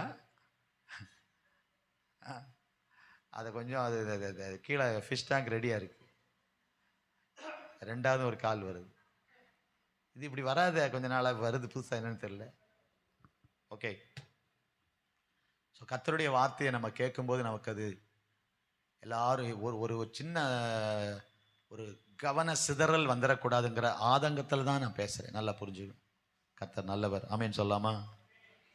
எந்த ஊரில் எந்த மீட்டிங்கில் யார் என்ன கூப்பிட்டு எங்கே பேசினாலும் சிட்னு சொல்லிடுவோம். எல்லாரையும் வாலண்டியர் சிட் டவுன். சிங்கப்பூரில் ஒரு சர்ச்சுக்கு போயிருந்த ஒரு முறை. சிங்கப்பூர்லலாம் ஒரு மீட்டிங் கொடுக்குறதே அபூர்வம். ஒரு சர்ச்சுக்கு போனால் ஒன்றும் உட்காரல, எல்லாம் உட்காருங்க. அடுத்த முறை என்னை கூப்பிடாட்டாலும் பரவாயில்ல, நீ சிங்கப்பூர்னா என்ன, நீ அமெரிக்கான ஒழுங்கு தான். கை வைத்து ஒரு அலையில் சொல்கிறீங்களா? அப்போ நம்மளை பார்த்தா ஸ்தோத்திரம் பண்ண மாட்டாங்க, மூஞ்சி தூக்கிட்டு போவாங்க. ஓ, நீ திருந்தாத கேஸு, வந்தா என்ன வராட்டா என்ன. சீரியஸாக பேசி, ஒரு தேவ மனுஷன் பேசும்போது சீரியஸாக நினைக்காம, அப்போ தான் காஃபி கொடுக்க போகிறது, டீ கொடுக்க போகிறது, கப் எடுக்கிறது, டேபிள் தூக்குறது, அதெல்லாம் பிறகு பாருங்க. உட்காந்து வசனத்தை கேளுமா இல்லை. இந்த ஒழுக்கம் சொல்லி கொடுத்தா கஷ்டம் ஆட்களுக்கு. கர்த்தர் நல்லவர். இதுவும் தேவைதான், இதுவும் நம்ம எல்லாரும் கற்றுக்கொள்கிறோம், சந்தோஷம். அப்போ ஆண்டவர் சொல்றாரு, உன்னை பராமரிக்கும்படி. ஒரு விதவைக்கு ஒரு கற்பனையோடு போயிருப்பார். பார்த்தா அந்த அம்மா பரிதாபமா இப்பமோ நாளைக்கு கொண்டு இருக்கு. அந்த அம்மா வீட்டுக்கு போறாரு, அங்கே தான் தங்குறாரு. நடந்த விஷயம் தெரியும். ஃபர்ஸ்ட் தண்ணி கேட்குறாரு. அந்த அம்மா பாவம் நல்ல மனசு போல இருக்கு. பஞ்ச காலத்தில், மழை இல்லாத காலம், 3.5 வருஷம் பஞ்ச காலத்தில் அந்த அம்மா தண்ணி தரலான்னு போகும்போது 2வது அப்ளிகேஷன் போட, முதல்ல என்ன தாகத்துக்கு என்ன கொடு, தண்ணி கொண்டு வா. அவள் போகிற போது திரும்ப அவளுக்கு அப்படி 2வது கூப்பிட்டு, கொஞ்சம் அப்பமும் உன் கையில் எனக்கு கொண்டு வா. இது 2வது அப்ளிகேஷன். முதல் அப்ளிகேஷன் போட்டோன்னே ஓகே ஆகுதுன்னு 2வது அப்ளிகேஷன். அந்த அம்மா அப்போ தான் பிரச்சனையெல்லாம் சொல்லுது. ஐயா, என்கிட்ட பானையில் ஒரு பிடி மாவு தான் இருக்குது, கலசத்தில் கொஞ்சம் எண்ணெய் தான் இருக்குது, வேற ஒன்றும் இல்லை என்று உம்முடைய தேவனாகிய கர்த்தருடைய ஜீவனை கொண்டு சொல்லு. அவரை பார்த்தா தெரியுது, ஊழியக்காராக தெரியுது. அந்த காலத்தில் ட்ரெஸ்ஸை பார்த்தாலே தெரியும், ஒரு ட்ரெஸ்ஸை பார்த்தா தெரியும் தீர்க்கதரிசி எப்படி இருக்கிறாருன்னு. ஜீவனை கொண்டு சொல்லுகிறேன், இதோ நானும் என் குமாரன் சாப்பிட்டு செத்து போக, கடைசி கட்டத்துக்கு வந்துட்டோம். செத்து போக அது எனக்கும் அவனுக்கும் ஆயத்தப்படுத்துகிறதுக்கு 2 விறகு பொறுக்குகிறேன். நான் 2 பேர் சாப்பிடணும், அப்போ 2 அடை சுடணும், அதுக்கு 2 விறகு பொறுக்கிறேன். எலியாவுக்கு ஒரு டவுட்டே வந்திருக்கும், இந்த அம்மாவை தான் எனக்கு காட்டினாரா, இதை வச்சு தான் நம்மளை பராமரிக்க போறாரா, இது சாப்பிட்டுக்கிட்டு சாக போறேங்குது, என்ன பராமரிக்க போறேன்னு அவர் சொன்னாரே, ஒண்ணுமே புரியலப்பா அப்படின்னு யோசிக்கிறார். யோசித்திருப்பார். சிச்சுவேஷன் வேற மாதிரி இருக்கு. உன்னை போஷிப்பேங்கிறாரு, ஒரு பணக்கார பெண்ணை காட்டியிருந்தா கரெக்டுன்னு நினைக்கலாம். இது சாப்பிட்டுக்கிட்டு சாக போறோம் சார், எங்க நிலைமை அப்படி இருக்குங்கிறாங்களே, இந்த அம்மாவையா? அந்த அம்மா உன்னை பராமரிக்குங்கிறத விட அந்த அம்மாவுக்கு உன்னை கொண்டு ஒரு அற்புதத்தை நான் செய்ய போறேன் அப்படின்னு எலியா அவங்க கர்த்தர் கொண்டு வந்தான்னு எலியா புரிஞ்சுக்கிட்டாரு. இப்போ எலியா சொல்றாரு, பயப்படாதே. அப்படியா, பயப்படாத, சரி சரி போ பரவாயில்ல, நீ கொடுக்காட்டாலும் பரவாயில்ல அப்படி சொன்னாரா? நாங்கள் அப்படி சொல்லவே மாட்டோம். அல்ல சொல்றீங்களா? அதனால தான் எங்களை கண்டா ஆக மாட்டேங்குது. ஏன்னா எலியாவே அப்படி சொல்லலை. ஐயோ இவ்வளோ கஷ்டமாம்மா, பரவாயில்லம்மா, தெரியாமல் கேட்டோம்மா, நீ கொடுக்காட்டாலும் பரவாயில்லம்மா போமான்னு சொல்லலை. எலியா பயங்கரமான ட்ரைனிங் எடுத்தாள். இந்த மாதிரி இந்த கதெல்லாம் இருக்கட்டும், ஆனாலும் அடை சுடு, 2 சுடுறத 3ஆ சுடு, நான் உனக்கு ஐடியா சொல்லித்தரேன். 2 என்னாக்கு 3ஆக்கு, முதல் அடையை கொண்டா, ஆசையும் ரொம்ப ஆசை தாங்க, 3ஆவது அடையை கேட்டிருந்தாலும் பரவாயில்ல, பிள்ளை சாப்பிடணும், நான் சாப்பிடணும், அதெல்லாம் நீ 2வது சாப்பிடு, முதல்ல ஒரு அடையை, சின்ன ஒரு அடையை செய்து எனக்கு கொடுத்து விடு. நான் சொல்கிறேன், பஞ்சம் தீருகிற வரைக்கும் உன் வீட்டில் மாவு குறையாது, எண்ணெய் குறையாது. நான் கர்த்தருடைய ஜீவனை கொண்டு சொல்லுகிறேன். சொன்ன உடனே அந்த அம்மா அப்படியே செய்கிறான். யார் வசனத்தை கேட்டு அப்படி செய்கிறாங்களோ அவங்க நல்லா இருப்பாங்கங்க. கைத்தட்டி ஒரு அலையில சொல்லுங்க. கேட்கறது பெரிய விஷயம் இல்லைங்க. வசனம் வாரந்தோறும் கேட்கலாம். அதன்படி செய்கிறோமா? என்னெல்லாம் நம்ம இந்த நாட்களை செய்யலைன்னு கர்த்தர் நமக்கு தெரிவிப்பார். அந்த அம்மா அப்படியே செய்தாள். அவள் போய் 15ஆம் வசனம், எலியாவின் சொற்படி செய்தாள். படிங்க 15 வசனம். அவள் போய் எலியாவின் சொற்படி செய்தாள். அவளும் இவனும். இவன் யாரு? யாரு? எலியா. அவளும் இவனும். அவள் வீட்டாரும். வீட்டாரு ஒரு பையன் தான் இருக்கிற மாதிரி இருக்கு. வீட்டார் சொந்தக்காரங்களாம் வந்துட்டாங்க. இந்த அம்மா கடை ஆரம்பிச்சிட்டாங்க, டிஃபன் கடை போட்டாங்கங்கிற மாதிரி வந்துட்டாங்க. அவள் வீட்டாரும் அநேக நாள் சாப்பிட்டார்கள். ஆல்மோஸ்ட் 2-2.5 வருஷம். கர்த்தர் எலியாவை கொண்டு சொன்ன வார்த்தையின்படியே பானையிலே மாவு செலவழிந்து போகவும் இல்லை, கலசத்தின் எண்ணெய் குறையும். கர்த்தர் சொன்னாரு, அந்த அம்மா செஞ்சாங்க. கர்த்தர் எலியா கிட்ட சொன்னாரு, எலியா செஞ்சார். இல்லை, அப்படியே தான் இருக்கு. அப்படிதான் இருக்கு இல்லையா? அவன் போய் 5ஆம் வசனம் பாருங்க, 17:5. அவன் போய் கர்த்தருடைய வார்த்தையின்படியே தங்கி இருந்தான். 5. இப்போ இங்க அவள் போய் 15ஆம் வசனம். 5ல் எலியா செய்கிறாரு, 15ல் அந்த அம்மா செய்கிறாங்க. எலியா சொன்னது அப்படியே செய்கிறாங்க. என்னாச்சு? சொன்னபடியே நடந்தது. எலியா சொன்னபடியே கர்த்தர் செய்தார். நல்லா புரிஞ்சுங்க. கர்த்தர் சொல்றபடி நாம செஞ்சா நாம சொல்றபடி கர்த்தர் செய்வார். அற்புதமான ஆண்டவர். இந்த நிலையில இப்ப அந்த வீட்டில் தங்கியிருக்கிறார். யார் வீட்டில்? சாரிபாத்துங்கிற அந்த ஊர்ல இருக்கிற அந்த விதவை வீட்டு மாடியில் தங்கியிருக்கார். பாஸ்டர் மேல் வீட்டில் இருக்கிறார். திடீர்னு அந்த பையன் என்ன ஆயிட்டான்? அவன் வியாதிப்பட்டான். 17ஆம் வசனம். அந்த ஸ்திரீயின் மகன் வியாதியில் விழுந்தான். அவனுடைய சுவாசம் போக மட்டும் அவனுடைய வியாதி அதிகரித்து கொண்டே இருந்தது. அப்பொழுது அவள் எலியாவை நோக்கி, பையனுக்கு பாருங்க, சுவாசம் போக மட்டும் வியாதி அதிகரிக்குன்னு அர்த்தம். அப்படியே உயிர் போக போகுதுன்னு அர்த்தம். Last stage, singing stage.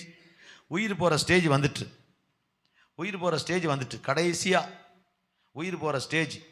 அந்த நேரத்தில் அவள் எலியாவை நோக்கி, என் பிள்ளைய என் அக்கிரமத்தை நினைக்க பண்ணவும் என் குமாரனை சாக பண்ணவுமா? அது எவ்வளோ பெரிய வார்த்தை பாருங்க.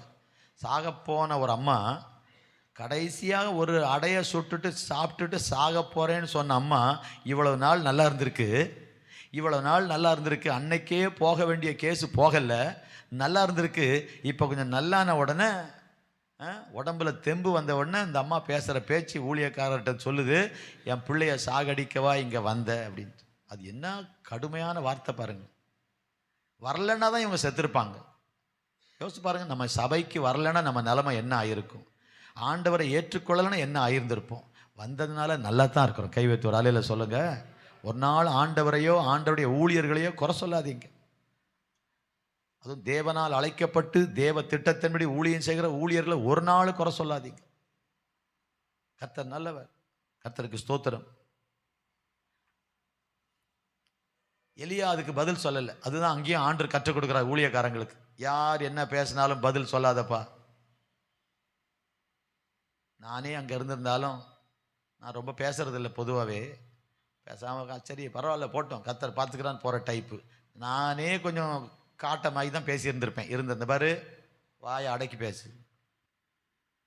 என்ன நினச்சி யார்கிட்ட பேசிகிட்டு இருக்க நீ? நீ என்னைக்கோ போயிருப்ப, பட்டுன்னு போயிருப்ப நீ. நான் வரும்போது உன் நிலைமை என்ன? மாவு கொஞ்சம் இருக்குது, நான் சாப்பிட்டுட்டு சாக போகிறேன்னு சொன்ன ஞாபகம் இருக்கா? இந்த பாரு, ஃபோனில் ரெக்கார்ட் பண்ணி வச்சுக்கிறேன் பாரு. இப்போல்லாம் யூடியூப்பில் உடனே ஆதாரம் ரெக்கார்ட் பண்ணி வச்சுக்கிறேன் பாரு. நீ தானே சொன்ன? ஆமாம். இப்போ நான் உன் பிள்ளைய சாகடிக்க வந்தேங்கிற கொழுப்பு தானே? நான் வரலன்னு செத்தே போயிருப்பேன் நீ. நீ அன்னைக்கே செத்துருக்கணும். இதெல்லாம் நம்ம பேசியிருப்போம். ஆனால் எலியா சொல்கிறாரு, இதுக்கு பதிலே சொல்லலை. அந்த அம்மா சொன்னதுக்கு பதிலே சொல்லலை. ஊழியக்காரங்க இங்கேயும் கவனிக்கணும். இயேசு பேசாது இருந்தார், அந்த மாதிரி இந்த இடத்துல பேசவே இல்லை. அதுக்கு பதிலே சொல்லலை. வார்த்தையை அளந்து பேசு, ஒழுங்காக பேசு. இதுக்கெல்லாம் பதில் சொல்லாமல் உன் பிள்ளையாண்ட தாமான்னு கேட்குறார். தனக்கு விரோதமாக பேசுகிற அந்த அம்மா, தன் மேலே பழிய போட்ட அம்மாவுடைய உன் பிள்ளையை என்னிடத்தில் தா. 19ஆம் வசனம். அதற்கு அவன் உன் குமாரனை என்னிடத்தில் தா என்று சொல்லி ஏதோ பதட்டத்தில் பேசுது. அந்த மெச்சூரிட்டி ஊழியக்காரங்களுக்கு வரணும். விசுவாசிங்க பேசுவாங்க. பேசுறதுக்கு பேசுகிற மாதிரி நம்மளும் பேசிடக்கூடாது. பேசுகிற மாதிரியே பேசிடக்கூடாது. நல்லா இருக்கீங்களான்னு தான் கேட்டேன் ஒரு நாள் சர்ச்சு வாசலில். ஆரியார் மண்டபத்தில் எல்லாம் சபைக்கு உள்ள ஆட்கள் வரும்போது, நல்லா இருக்கீங்களா? சர்ச்சுக்கு 9 மணி ஆராதனைக்கு உள்ளே வராங்க. ஒரே ஆராதனை, ஃபஸ்ட்டு சண்டே. சரி, ஒரு 10 நிமிஷம் நின்று, முன்னால் யாரோ ஜபம் நடத்திட்டு இருக்காங்க. வாசலில் நின்று ஸ்தோத்திரம் நல்லா இருக்கலாம் ஒருத்தையே பேசிகிட்டு இருக்கிறேன். ஒருத்தர் வராங்க. வரும்போது கேட்டால் நல்லா இருக்கலான்னா, நான் கெட்டா போயிட்டோம். இவங்க எப்படி ஆராதிப்பாங்க? 3 மணி நேரம் உட்காந்து ஆராதிக்கணும், கம்யூனியன் எடுக்கணும், வசனத்தை வேற கேட்கணும். ஒரு பாஸ்டர் நல்லா இருக்கீங்களான்னு கேட்குறாரு. நல்லா இருக்கு பாஸ்டர். யாரை பாருங்க, யார்கிட்ட பேசுங்க, எப்படி இருக்கிறீங்கன்னு கேட்டோன்னு சொல்லுவாங்க, உங்கள் ஜபத்தில் நல்லா இருக்கேன்னு சொல்லுவாங்க. நிறைய பேர் அப்படி சொல்லுவாங்க. கர்த்தர் கிருபையில் நல்லா இருக்குன்னு சொல்லுவாங்க. ஸோ இதுக்கு நம்ம பதில் திரும்ப பேசுறதுக்கு தெரியுமா தெரியாதா? ரொம்ப நாள் ஆச்சே பார்ப்போம், ஒரு நாள் பார்க்க போவோன்னு போனால் இன்னைக்கு தான் கண்ணு தெரிஞ்சாக்கும். இதெல்லாம் ஏன் இப்படி திமிரில் பேசுகிறான் தெரியுமா? காசு கையில் காசு வந்த உடனே, கொஞ்சம் பிள்ளைங்க படித்த உடனே, அப்படியே வேலை கிடச்ச உடனே, நம்ம அப்படி ஒரு வீடு கட்டின உடனே, ஒரு கார் வாங்கின உடனே, போர்ட்டிக்கோவில் ஒரு கார் நின்ன உடனே, நம்ம ஃபோனு பட்டன் ஃபோன்லேருந்து அப்படியே நமக்கு ஸ்மார்ட் ஃபோனுக்கு மாறின உடனே, ரப்பர் செருப்புலேருந்து கொஞ்சம் ஹை ஹீல்ஸ் போட்ட உடனே கொழுப்பு, திமிரு, அதான் இப்படி வெளிப்படுது. இன்னைக்கு தான் கண்ணு தெரிதாக்கும். இதுக்கெல்லாம் பதில் சொல்லக்கூடாதுன்னு கர்த்தர் சொல்கிறார். அதுதான் எங்களுக்கு கற்றுக் கொடுக்குறார். ஆட்கள் ஏதாவது பேசிட்டு போடும், நீ அமைதியாக. அவர் வாய் திறவாத இருந்தார், வாய் திறக்காது, சத்தமிடாது இருக்கிற ஆட்டை போல இருந்தார். அது நம்ம படிக்கணும், ஊழியக்காரங்க படிக்க வேண்டியது. மனசு எவ்வளோ வேதனையாக இருக்கு பாருங்க. வீட்டுக்குள்ளே போகும்போதே போதும், அப்புறம் என்ன ஜபம் பண்ணுவோம், நம்ம என்ன சொல்லுவோம், மனசு எவ்வளோ வேதனைப்படும். கர்த்தர் நல்லவர். கர்த்தர் இதையும் பார்க்கிறார், இதையும் கேட்கிறார். கை வைத்து ஒரு அலையில சொல்லாமா? ஸோ ஊழியக்காரங்களுக்கும் இங்கே பாடம் இருக்கு, விசுவாசிகளுக்கும் பாடம் இருக்கு. ஆனால் எலியா அவர் செய்த காரியம் பாருங்க. உன் பிள்ளை என்னிடத்தில் தா என்று சொல்லி எங்கேருந்து எங்கே கொண்டு போறாரு? எல்லாம் பைபிளை பாருங்க. இப்போ 19ஆம் வசனம், அவனை அவள் மடியிலிருந்து எடுத்து, படிங்களேன், சத்தமா படிங்க, தான் தங்கி இருக்கிற மேல் வீட்டில். அப்போ எங்க இருக்கிறாங்க? அந்த அம்மா கீழே இருக்காங்க, அந்த பையன் கீழே இருக்கிறான். கீழ் வீட்டிலிருந்து மேல் வீட்டிற்கு, மேல் வீட்டிலே அவனை கொண்டு போய் தன் கட்டிலின் மேல் வைத்து ஜெபம் பண்றாரு. உயிர் வந்துருது. இப்போ எலியாவின் மேல் வீடு ஜெபம் என்னும் மேல் வீடு. அப்படி எழுதி கொள்ளுங்க. எலியாவின் மேல் வீடு ஜெபம் என்னும் மேல் வீடு. எலியாவின் மேல் வீடு ஜெபம் என்னும் மேல் வீடு. ராகாவின் மேல் வீடு ரட்சிப்பு என்னும் மேல் வீடு. சாமுவேலின் மேல் வீடு ஆயத்தம் என்னும் மேல் வீடு. தாவீதின் மேல் வீடு அழுகை என்னும் மேல் வீடு, அல்லது உடைக்கப்படுதல், நொறுக்கப்படுதலின் மேல் வீடு. இங்க எலியாவின் மேல் வீடு ஜெபம் என்னும் மேல் வீடு. கீழே அவர் அங்கே ஏன் ஜெபம் பண்ணல? கீழே எல்லாம் இந்த அம்மா புலம்பிக்கிட்டு இருக்கு. வர்றவங்க போகிறவங்க எல்லாம் வந்து வாய்க்கு வந்ததை பேசுவாங்க. ரொம்ப பெருசாக இருக்கிற கஷ்டத்தில் பாஸ்டரை வேற தங்க வச்சு, அவங்களுக்கு வேற பஞ்சத்தில் சோறு போட்டு சாப்பாடெல்லாம் போடுற, ரொம்ப பெருசாக செஞ்ச. ஆனால் கடவுள் காப்பாற்றினாரா? ஆண்டவர் அற்புதம் செஞ்சாரா அப்படின்னு பக்கத்து வீட்டுக்காரங்க பேச, இந்த அம்மாவே கோபத்தில் இருக்க. அங்கே ஜெபம் பண்ணா ஒரு அற்புதம் நடக்காது. கீழ் வீடு கவலை நிறைந்த வீடு, கீழ் வீடு பிரச்சனை. கீழ் வீட்டு பிரச்சனை மாறணும்னா நீங்கள் மேல் வீட்டுக்கு வரணும். மேல் வீடு என்பது ஜெபம். உங்கள் கீழ் வீட்டு அழுக மாறணும்னா உங்களுக்கு ஒரு மேல் வீடு இருக்கணும். நான் மேல் வீடு என்பது இந்த மாடியை பற்றி பேசல, ஜெபம் என்கிற அனுபவம் இருக்கணும். உங்கள் கீழ் வீட்டின் சூழ்நிலை மாறணும்னா மேல் வீட்டுக்கு வரணும். கீழ் வீட்டில் அவிசுவாசம் இருக்கும், புலம்பல் இருக்கும், ஏதாவது பேசிக்கிட்டு இருப்பாங்க, குறை சொல்லிக்கிட்டு இருப்பாங்க. நீங்களே ஒரு விதமாக வைராக்கியம் வந்தாலும் பக்கத்து வீட்டுக்காரங்க உங்கள் விசுவாசம் கெட்டு போகிற மாதிரி பேசுவாங்க, உங்கள் விசுவாசம் தளர்ந்து போவதோடு பேசுவாங்க. ஸோ கீழ் வீட்டில் இருக்கிற இந்த சூழ்நிலை மாறணும்னா மேல் வீட்டுக்கு கொண்டு போகிறேன்ட்டு அந்த பிள்ளையை தூக்கிட்டு நான் எங்கே போகிறேன்? மேல் வீட்டில் அந்த பிள்ளையை அப்படியே தூக்கிட்டு போய் மேல் வீட்டில் தன்னுடைய கட்டிலின் மேல் அதை போட்டு ஜெபம் பண்ணுறாரு. இப்போ என்ன நடக்குது? ஜெபம் பண்ண உடனே கர்த்தர் அற்புதம் செய்கிறாரு. கர்த்தருக்கு ஸ்தோத்திரம். படிங்க. பிள்ளை பிழைத்தது, உயிர் திரும்ப வந்தது. இப்போ 23 படிங்க. அப்பொழுது எலியா, படிங்க நல்ல சத்தமா, அப்பொழுது எலியா பிள்ளையை எடுத்து திரும்ப வருது, மேல் வீட்டிலிருந்து அவனை கீழ் வீட்டிற்கு கொண்டு வராரு. இல்லை, பிள்ளைய மேலேருந்து கீழே கொண்டு வராரு. இவர் தான் அந்த அப்பத்தை கொண்டு வந்து அடைய கொடுத்த பையன். தூக்கிட்டு வராரு, மேலேருந்து இப்போ கீழே வராரு. மேல் வீட்டுக்குள்ள போகும்போது கீழ் வீட்டில் இது செத்து போன பிள்ளை, கீழ் வீட்டிலிருந்து மேல் வீட்டுக்கு போகும்போதும் செத்து போன பிள்ளை. ஆனால் மேல் வீட்டுக்கு போயாச்சுன்னா ஒரு மாற்றம் கண்டிப்பாக வரும். மேல் வீட்டுக்கு கொண்டு போன பிறகு கொஞ்ச நேரத்தில் செத்து போன பிள்ளை உயிருள்ள பிள்ளையா மாறுது. திரும்ப கீழ் வீட்டுக்கு வரும்போது அது உயிருள்ள பிள்ளையா வருது. யாரெல்லாம் மேல் வீட்டுக்கு வர்றீங்களோ, ஜெபம் என்கிற மேல் வீட்டுக்கு யாரெல்லாம் வர்றீங்களோ, அல்ல உங்க வீட்டில் ஜெபம் என்கிற மேல் வீட்டை யாரெல்லாம் வச்சிருக்கிறீங்களோ, அங்க சூழ்நிலைகள் மாறும். சூழ்நிலைகள் மாறும். பாருங்க, எல்லாம் சொல்லியிருப்பாங்க, பெட்டி ஆர்டர் பண்ணியாச்சா, பெட்டி ஆர்டர் பண்ணியாச்சா, ஆட்கள் சொல்லிட்டீங்களா, குழி எடுத்தாச்சா, இதான் கீழ் வீட்டில் பேசிக்கிட்டே இருந்திருப்பாங்க. இதெல்லாம் பேசிகிட்டு இருக்காங்க. எங்க பையனை காணும், அது எங்கள் ஊரில் எங்கள் வீட்டில் பாஸ்டர் இருக்கார்ல, அவர் கடைசி அவர் ஜெபம் பண்ணிட்டு இருக்காரு. பாவம் அடைய கொடுத்தானேன்ட்டு அவர் என்ன செய்கிறாரு, ஒரு இறுதி பிரார்த்தனை செய்து கொண்டிருக்கிறார் அப்படின்னு கூட அம்மா நினச்சிருக்கோம். ஒரு கடைசியாக அவர் ஜெபம் பண்ணுறார், பாவம் அன்பு பாசத்தினால தனியாக ஜெபம் பண்ணுறாரு போலன்னு. திடீர்னு பார்த்தா பையன் உயிரோட கீழே கொண்டு வராரு. மேல் வீடு உங்க சூழ்நிலையை மாற்றும். ஜெபம் உங்க சூழ்நிலையை மாற்றும். இன்னைக்கு நிறைய பேர் ஜெபம் பண்ணாததுனால தான் ஒரு மாற்றமும் வரல. நீங்க ஜெபம் பண்ணி பாருங்க, சூழ்நிலை மாறும். ஜெபம் பண்ணி பாருங்க, அழுகை மாறும். ஜெபம் பண்ணி பாருங்க, செத்த நிலைமையில் இருக்கிற எல்லாம் உயிர் பெறும். வியாபாரமா, அது குடும்பமா, அது பிள்ளைகளா, அது தொழிலா, ஒரு செத்து போன நிலைமையில ஒரு ஒரு ஒரு ஒரு முன்னேற்றம் இல்லாமல் இருக்குதா, அங்க எல்லாம் கர்த்தர் ஒரு மாற்றத்தை கொடுத்து அதை கர்த்தர் ஒரு வித்தியாசத்தை உண்டாக்குறது மேல் வீட்டுக்கு வந்தாதான். வந்துருங்க மேல் வீட்டுக்கு. நான் சபைக்கு வர்றது சொல்லலை, சபையும் ஒரு மேல் வீடு தான். ஜெபம் என்கிற அனுபவத்தை சொல்றேன். நம்ம சபையில் இருக்கிற சகோதரிகள் எல்லாம் காலையில் ஒரு 11 மணிக்கு உங்க வீடுகளில் ஜெபம் பண்ணுங்கன்னு சொல்லியிருக்கிறோம். தெபோரால் ஜெபம் காலையில் ஒரு 11 மணிக்கு வேலையை முடிங்க. முடியலையா, 11க்கு முடியலையா, ஒரு 11:30 to 12 ஒரு அரை மணி நேரம். சரி, 12 வரை ஆகிப்போதா, 12லேருந்து ஒரு 12:30 ஒரு அரை மணி நேரம் காலையில் தனியாக உட்காந்து ஜெபம் பண்ணுற பழக்கம் உங்களுக்கு வந்துச்சுன்னு வைங்களேன்.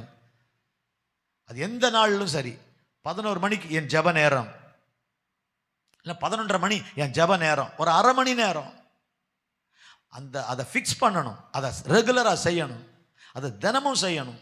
ஆண்டவர்கிட்ட போய் உட்காரணும், மேல் வீட்டுக்கு வரணும். செத்து போன கீழே எல்லாம் அழுதுகிட்டு புலம்பிக்கிட்டு கீழே வர சொல்லு, அடக்கம் பண்ணலாம் அப்படின்னு கல்லறை தோட்டத்துக்கு ரெடி ஆகிட்டு இருக்காங்க.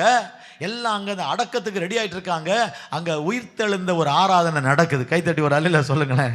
எவ்வளோ பெரிய மாற்றம்! ஜெபம் எவ்வளோ பெரிய மாற்றத்தை கொண்டு வருது. உங்கள் வாழ்க்கையில் மாற்றத்தை கொண்டு வருகிற இடம் ஜெபம். பிள்ளைகளை ஜெபம் பண்ண சொல்லுங்க. இன்னைக்கு நம்ம பிள்ளைகளுக்கு ஜெபம் பண்ண தெரியல. நம்முடைய கணவருக்கு ஜெபம் பண்ண தெரியல. நிறைய வீடுகளில் சகோதரிகள் தான் பாவம் ஜெபம் பண்ணிட்டு இருக்கிறீங்க. கர்த்தர் உங்களை ஆசீர்வதிப்பார்.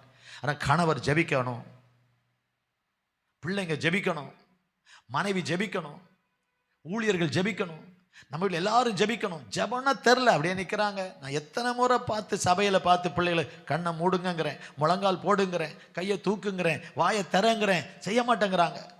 2 நிமிஷம் நம்ம இப்படி பார்க்கும்போது செய்கிறாங்க, இந்த பக்கம் திருந்தோன்னா கண்ணை திறந்துடுறாங்க. ஜெபத்தினுடைய ஆசை இல்லை, அந்த ஜெபத்தினுடைய வாஞ்சை இல்லை, ஜெபிக்க பழகல, ஜெபம் தெரியல, ஜெபம் தெரியல, ஜெபத்தில் ஒரு ஆசையே இல்லை. இந்த மேல் வீட்டின் அனுபவம் நிறைய பேருக்கு இல்லை. என்னுடைய வீடு, சபையை பற்றி ஆண்டு சொல்றார், என்னுடைய வீடு, ஆலயத்தை பார்த்து சொல்றார், என்னுடைய வீடு சகல ஜனங்களுக்கும் ஜெப வீடு. My house shall be called a house of prayer for all people. My house, this is God's house. ஆலயத்தை பார்த்து ஆண்டு சொல்றார், என்னுடைய வீடு சகல ஜனங்களுக்கும் ஜெப வீடு. அப்ப அங்க ஜெபம் நடக்கணும், ஜெபம் நடக்கணும். ஜெபிக்க ஒரு நாள் நீங்க வரணும் சபைக்கு. இது இப்ப ஜெபிக்க வந்திருக்கிறோம், ஞாயிற்றுக்கிழமை ஆராதிக்க வருகிறோம், புதன்கிழமை ஒரு நாள் வச்சிருக்கிறோம். ஜெபிக்கிறதுக்குன்னு வாங்க, 1 மணி நேரம் ஜெபம் பண்ண வாங்க. இந்த மதுராந்தகத்துக்காக ஜெபம் பண்ண வாங்க. புதன்கிழமை தோறும் ஜெபிக்க வாங்க. ஒரு முழங்கால் ஜெபம், முழங்கால் யுத்தம், ஒரு 1 மணி நேரம் தேவ சமூகத்தில் வந்து ஜெபிக்க வாங்கன்னு சொல்றோம். ஏன்? ஜெபம் காரியங்களை மாற்றும். இங்க கீழே புலம்பிட்டு இருக்காங்க, மேலே உயிர்த்தெழுதல் நடந்துகிட்டு இருக்கு. அலையில சொல்லுங்க. அவர் ஆண்டவர்கிட்ட புலம்புறாரு, இந்த அம்மா பக்கத்து வீட்டுக்காரங்கிட்ட புலம்பிட்டு இருந்திருக்கும். ஆண்டவர் சொல்ல, ஆண்டவரே இந்த அம்மா என்னை போஷிச்சாங்களே, துக்கத்தை வருவிச்சிட்டிங்களப்பா, இறக்கம் காட்ட மாட்டீங்களா, ஹெல்ப் பண்ணுங்களே, என்ன பராமரிக்க சொன்ன அம்மா வாழ்க்கை இப்படி ஆயிப்போச்சேன்னு அங்கே ஊழியக்காரர் அழுறாரு. அங்கே ஒரு மாற்றம் வந்துக்கிட்டே இருக்கு. அந்த பிள்ளையை கர்த்தர் உயிரோடு எழுப்பினாரு. செத்ததா மேல் வீட்டுக்கு கொண்டு போன பிள்ளை திரும்ப கீழ் வீட்டுக்கு வரும்போது உயிருள்ள பிள்ளையா மாறி வருது. மாற்றம் வருகிற இடம் மேல் வீடு, மாற்றம் தருகிற வீடு மேல் வீடு, மாற்றம் தருகிற இடம் மேல் வீட்டின் அனுபவம். ஜெபம் மாற்றத்தை கொண்டு வரும். ஜெபம் ஒரு மாற்றத்தை உங்க வாழ்க்கையில கொண்டு வரும். ஜெபத்தை முக்கியமா நினைங்க. தலைவலி வந்தா ஜெபிக்கிறது இல்லை, வயிற்று வலி வந்தா ஜெபிக்கிறது இல்லை, கஷ்டம் வந்துட்டுன்னு ஜெபிக்கிறது இல்லை, பிரச்சனை வந்ததுனால ஜெபிக்கிறது இல்லை. ஜெபம் ஒரு இனிமையான உறவு. தேவைகளுக்கும் ஜெபிக்கலாம், தவறில்லை. இந்த பிள்ளை செத்து போனவனே எலியா ஜெபம் பண்ணிட்டான். ஆனால் தான் தங்கி இருக்கிற மேல் வீட்டில் ஊழியக்காரர் அவர் தங்கி இருக்கிற மேல் வீட்டில் கர்த்தர் நல்லவர், ஆண்டவர் அற்புதம் செய்கிறார். அல்லேலூயா சொல்லாமா? அமெரிக்காவுக்கு போயிருக்கும்போது நார்த் கேரளைனா என்கிற ஸ்டேட்டுக்கு போயிருந்தேன். ராலின்னு ஒரு இடம், ராலி நம்ம சபைக்கு வந்திருக்காங்க. மார்க்னு ஒரு சகோதரனும் கிறிஸ்துன்னு ஒருத்தர் 2 பேர் வந்தாங்க. நம்ம அந்த சுந்தர் மகால் பதில் கூட்டம் நடத்தணும். அவங்க சபைக்கு நான் போயிருக்கிறேன். ஸோ அவங்க வீட்டில் தங்கியிருந்தேன். அந்த மார்க் அப்படிங்கிற சகோதரர் வீட்டில் தங்கியிருந்தேன். பையனுக்கு ஒரு 8 வயசு இருக்கும். அவன் ரூமை தான் எனக்கு கொடுத்தாங்க. நான் தங்குறதுக்கு. ஒரு சின்ன பையன். ஸோ அது ஒரு சின்ன பெட்டு தான். அங்கே தங்கியிருந்தேன். ஐ திங்க் 3 நாள் இருந்தேன். நம்ம உட்காடுறோம், ஜெபம் பண்ணுறோம், ஆராதிக்கிறோம். நான் வந்துட்டேன். அவர் என்னை கூப்பிட்டு சொன்னார், என் பையனுக்கு அடிக்கடி வயிற்று வலி வரும். But hey Yesudas, you stayed in the house in his bed. அவன் படுக்கையில் நீ படுத்திருந்த, அங்கே தங்கியிருந்த, இங்கே போன பிறகு அவனுக்கு வயிற்று வலியே வரல. ஆமேன்னு சொல்லுங்க. எனக்கு தெரியுமா அந்த பையனுக்கு வயிற்று வலி வருதுன்னு? அந்த வயிற்று வலி வர கட்டில் தான் எனக்கு கொடுத்தாங்கன்னு தெரியுமா? நம்ம அங்கே தங்கி இருக்கோம். ஸோ ஒரு ஊழியக்காரர் ரூமில் தங்கும் போது ஜெபம் பண்ணுவார், பாட்டு பாடுவார், ஆராதிப்பார். யோசித்து பாருங்க, எவ்வளோ பெரிய ஆசீர்வாதம். ஒரு ஊழியக்காரர் வீட்டுக்கு வர்றது எவ்வளோ பெரிய ஆசீர்வாதம். அவர் சொன்னார், அடிக்கடி வயிற்று வலியில் கஷ்டப்படுவான். அந்த ரூமில் தங்கி அவன் படுக்கிற அதே கட்டிலில் நீ படுத்து தங்கியிருந்தீங்க. இப்போ அவனுக்கு வயிற்று வலியே இல்லை.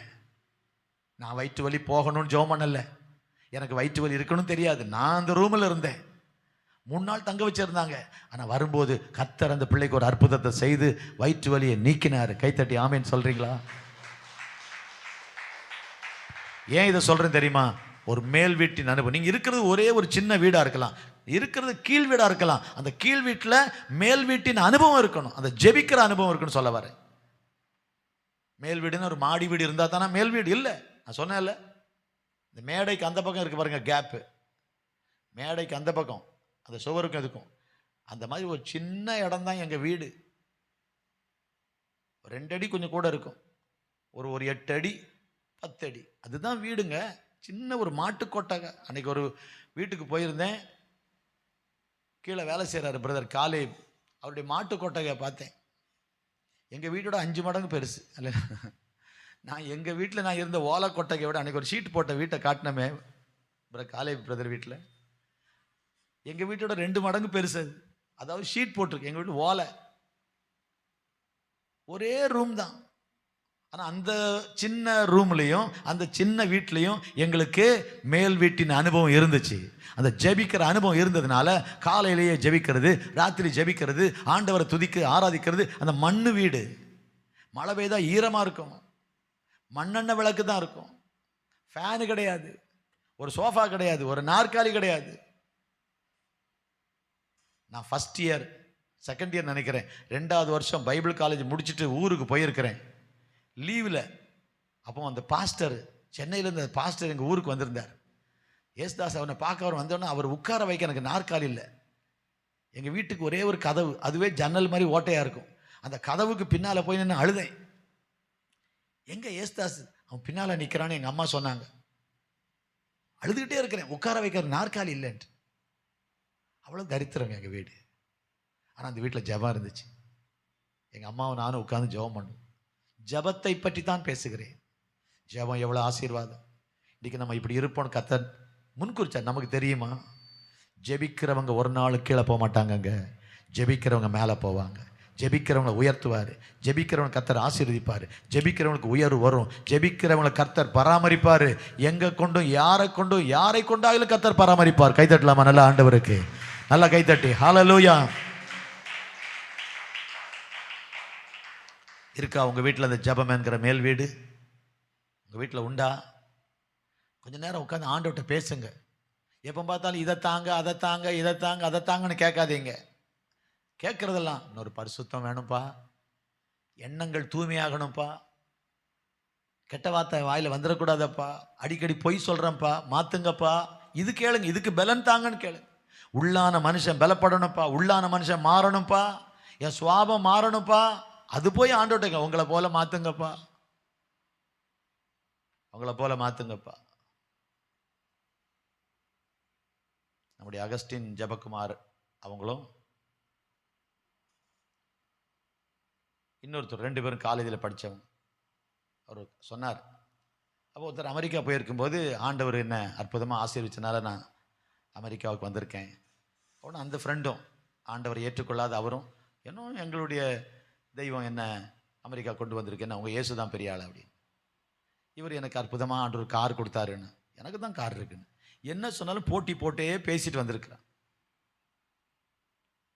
கடைசியில் இவர் சொன்னாராம், என் தெய்வத்துக்கிட்ட போய் உங்களை போல என்னை மாற்றுங்க நான் கேட்பேன், நீ மாற்ற கேட்க முடியுமான்னு கேட்டேன். அதெல்லாம் அவன் வாய் அடக்கினவன் தான். கைவிட்டு அலையில் சொல்ல இல்லை, வேலை வச்சுக்கிட்டு கத்தியை வச்சுட்டு குத்துறதுக்கு ரெடியாக நின்றுட்டு இன்னும் நிறைய நான் சொல்ல விரும்பலை. ஆண்டவர்கிட்ட போய் உம்மை போல என்னை மாற்றுங்கன்னு நான் சொல்லுவேன், நீ சொல்ல முடியுமா? மாறுவியா நீ? அதோட வாய் முன்னாள் தான். அந்த மாதிரி நம்ம தெய்வம் விசேஷமான தெய்வம், அற்புதமான தெய்வம். எழுந்துக்கலாமா? ஆண்டவரே இந்த ஜெப ஆவி, ஆண்டவர் இந்த மேல் வீட்டின் அனுபவம், எல்லாரும் எழுந்து நின்று ஹல்லேலூயா. கொஞ்சம் அப்படி முன்னால் வாங்க பார்க்கலாம். ஒரு 2 நிமிஷம் முன்னால் வந்து முழங்கால் படிட்டு ஜெபம் பண்ணுவோம். எவ்ரிபடி எல்லாரும் முன்னால் வந்து ஹல்லேலூயா, முன்னால் வந்து ஒரு ஆல்டர்கிட்ட வந்து பலிபீடத்தண்டை வந்து அப்படியே ஒரு 5 நிமிஷம் முழங்கால் படிட்டு ஜெபம் பண்ணுவோம். வாங்க, எல்லாம் நாற்காலியை விட்டுட்டு வாங்க, சீக்கிரம் வாங்க. கர்த்தர் உங்களை கொஞ்சம் முன்னால் வாங்க, கர்த்தர் நம்மை ஆசீர்வதிப்பார். ஹல்லேலூயா. நல்ல முழங்கால் படிட்டு ஜெபம் பண்ணுவோம். எல்லாரும் முழங்கால் படிட்டு ஜெபம் பண்ணுவோம். எல்லாம் முழங்கால் படிட்டு ஜெபம் பண்ணுவோம். எல்லாம் முழங்கால் படிட்டு ஜெபம் பண்ணுவோம். முழங்கால் படிடுவோம், முழங்கால் படிடுவோம். வாங்க வாங்க, முடிஞ்சவங்கெல்லாம் முன்னால் வாங்க, முடியாதவங்க பரவாயில்லைங்க, அதெல்லாம் ஆண்டவருக்கு புரியுங்க. நம்ம எல்லாரையும் உற்சாகப்படுத்துகிறோம். அதனால் எல்லோரும் முடிஞ்சவங்கலாம், சிலருக்கு தெரியும் எனக்கு பயங்கரமான பலவீனத்தில் இருக்கிறீங்க, ஆனால் 1/2 மணி நேரம் 1 மணி நேரம் அப்படியே முழங்கால நிற்கிறீங்க. கர்த்தர் அந்த வைராக்கியத்தை பாராட்டுவார், கர்த்தர் உங்களை பலப்படுத்துவார், கர்த்தர் உங்களை ஆசீர்வதிப்பார். உங்கள் வீட்லேயுமே நீங்கள் அப்படி ஜெபிக்க பழகணும், உங்கள் வீடுகள் அப்படி ஜெபிக்க பழகணும். நீங்கள் முழங்கால நின்னா உங்கள் பேர பிள்ளைங்க பார்க்கும், ஓ எங்கள் பாட்டி ஜெபம் பண்ணுறாங்க. நீங்கள் முழங்கால நின்னா உங்கள் கணவர் பார்ப்பாரு, ஓ என் மனைவி ஜெபிக்கிறாள். நீங்கள் நாற்காலியில் உட்காந்தா ஜெபிக்கிறீங்க தெரியுமா? நீங்கள் சோஃபாவில் உட்காந்தா ஜெபிக்கிறீங்க தெரியுமா? ஸோ முழங்கால் எவ்வளோ அவசியம்.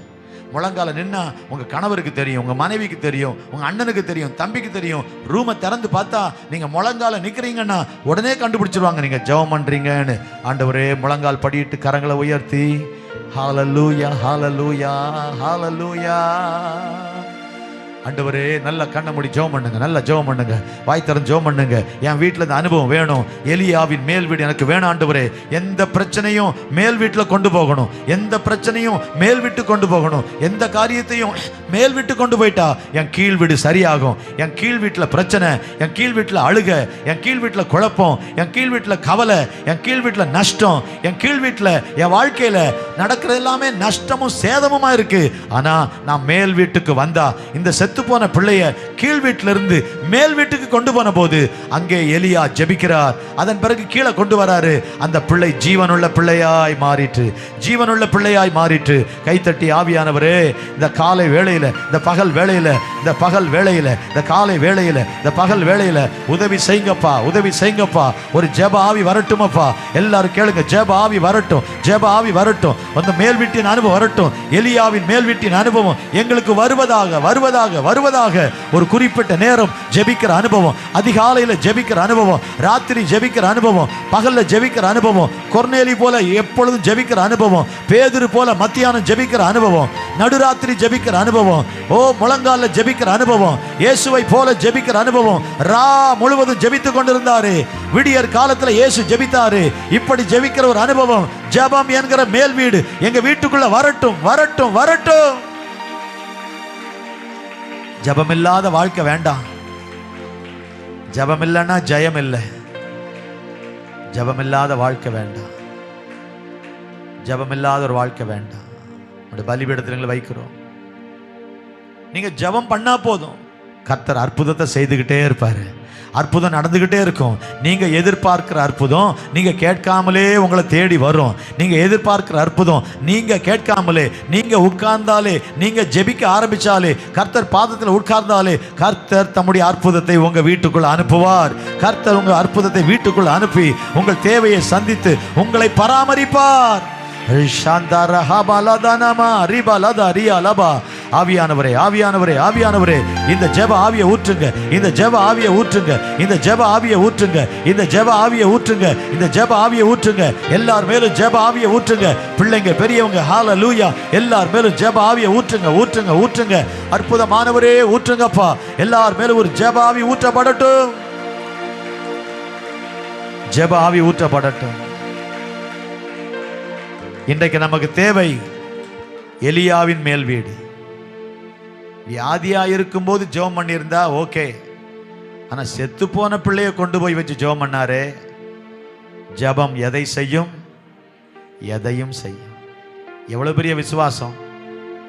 என் ஆண்டவர் ஜெபத்தை கேட்கிறவர். இதுக்கு மேல வழியே இல்லை, நடக்காது அப்படி நினைக்கிறோம் பாருங்க. அந்த சூழ்நிலையை கூட ஜெபம் மாற்றும். அந்த சூழ்நிலையோட ஜெபம் மாற்றும். அந்த சூழ்நிலை ஜெபம் மாற்றும். நம்பிக்கை இல்லாத சூழ்நிலையில நம்பிக்கையை தரும். இனி நடக்காது நினைக்கிற சூழ்நிலையில் அது நடக்கும் என்று ஜெபம் நமக்கு கற்று தருகிறது. அவர் ஜெபத்தை கேட்கிறவர், ஜெபத்தை கேட்கிறவர்.